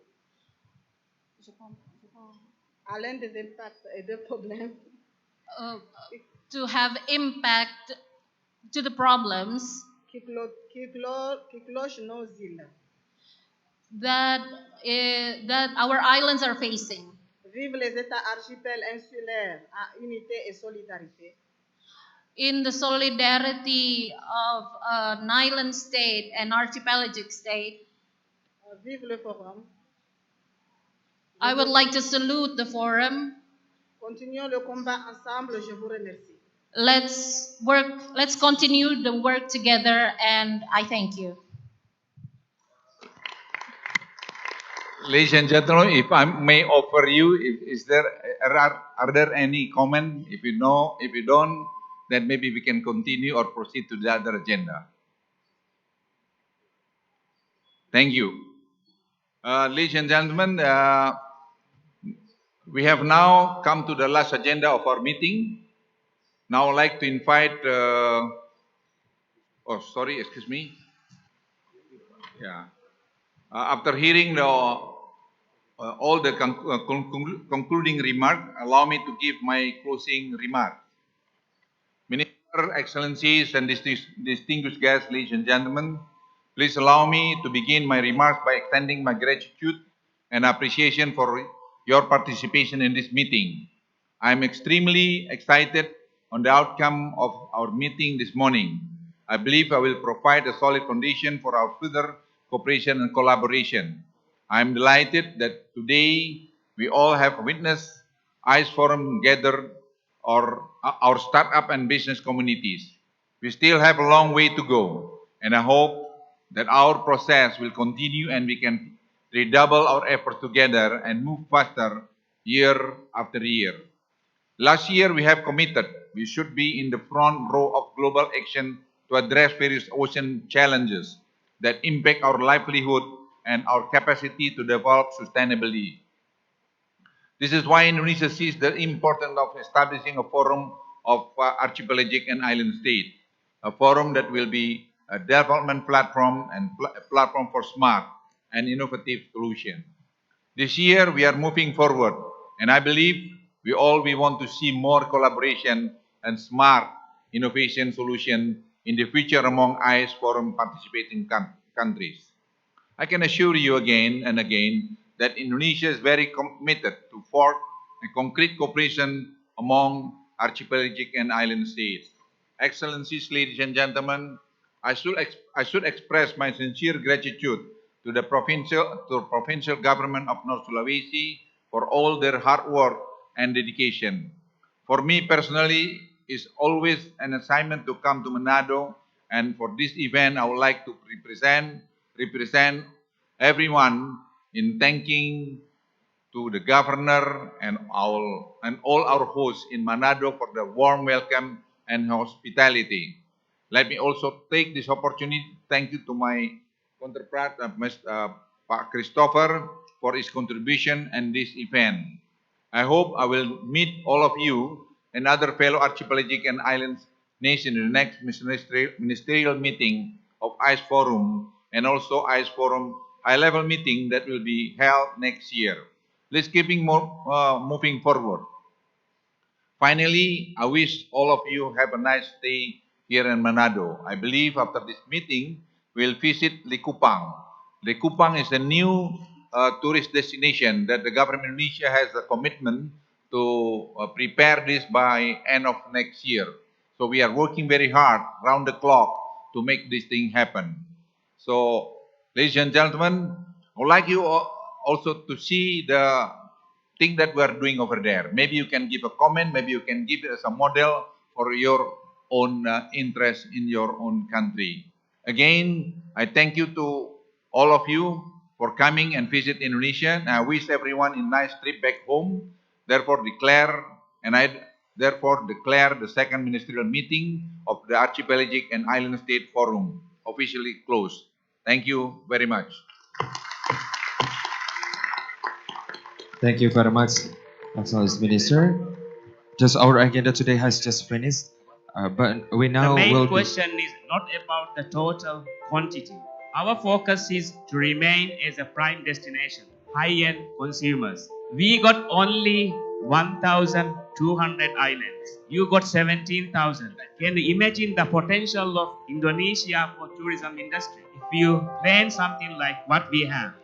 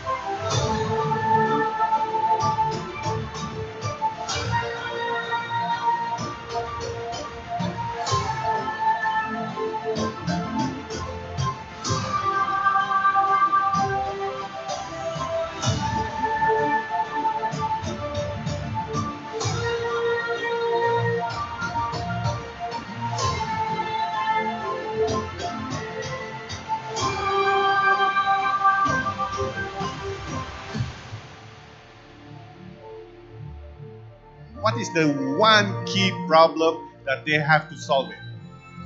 The biggest problem I see is the climate change. There's something you could do. From today on, stop using single-use plastic. It's the very highest contributor for pollution in the sea. Take care of your environment, your culture, your heritage, preserve it, protect it, and pass it on to your future generation.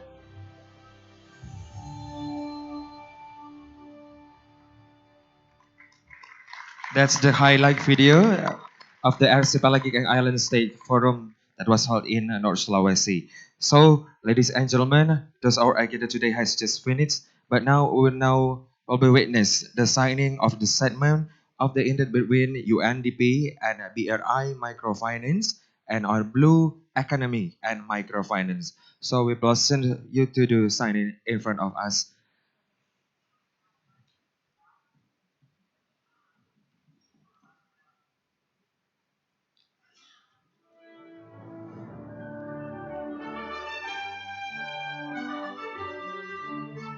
So once again, distinguished guests, ladies and gentlemen, the signing of the statement of the intent between UNDP and BRI Microfinance on Blue Economy and Microfinance.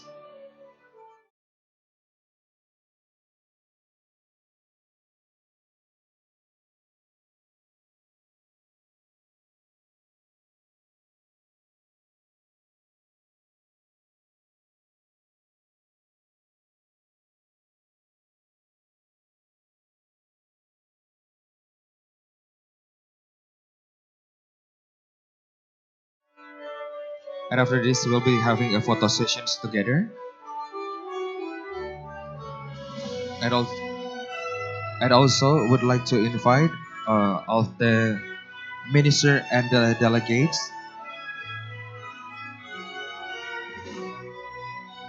I would like to say thank you to the representing UNDP and also BRI.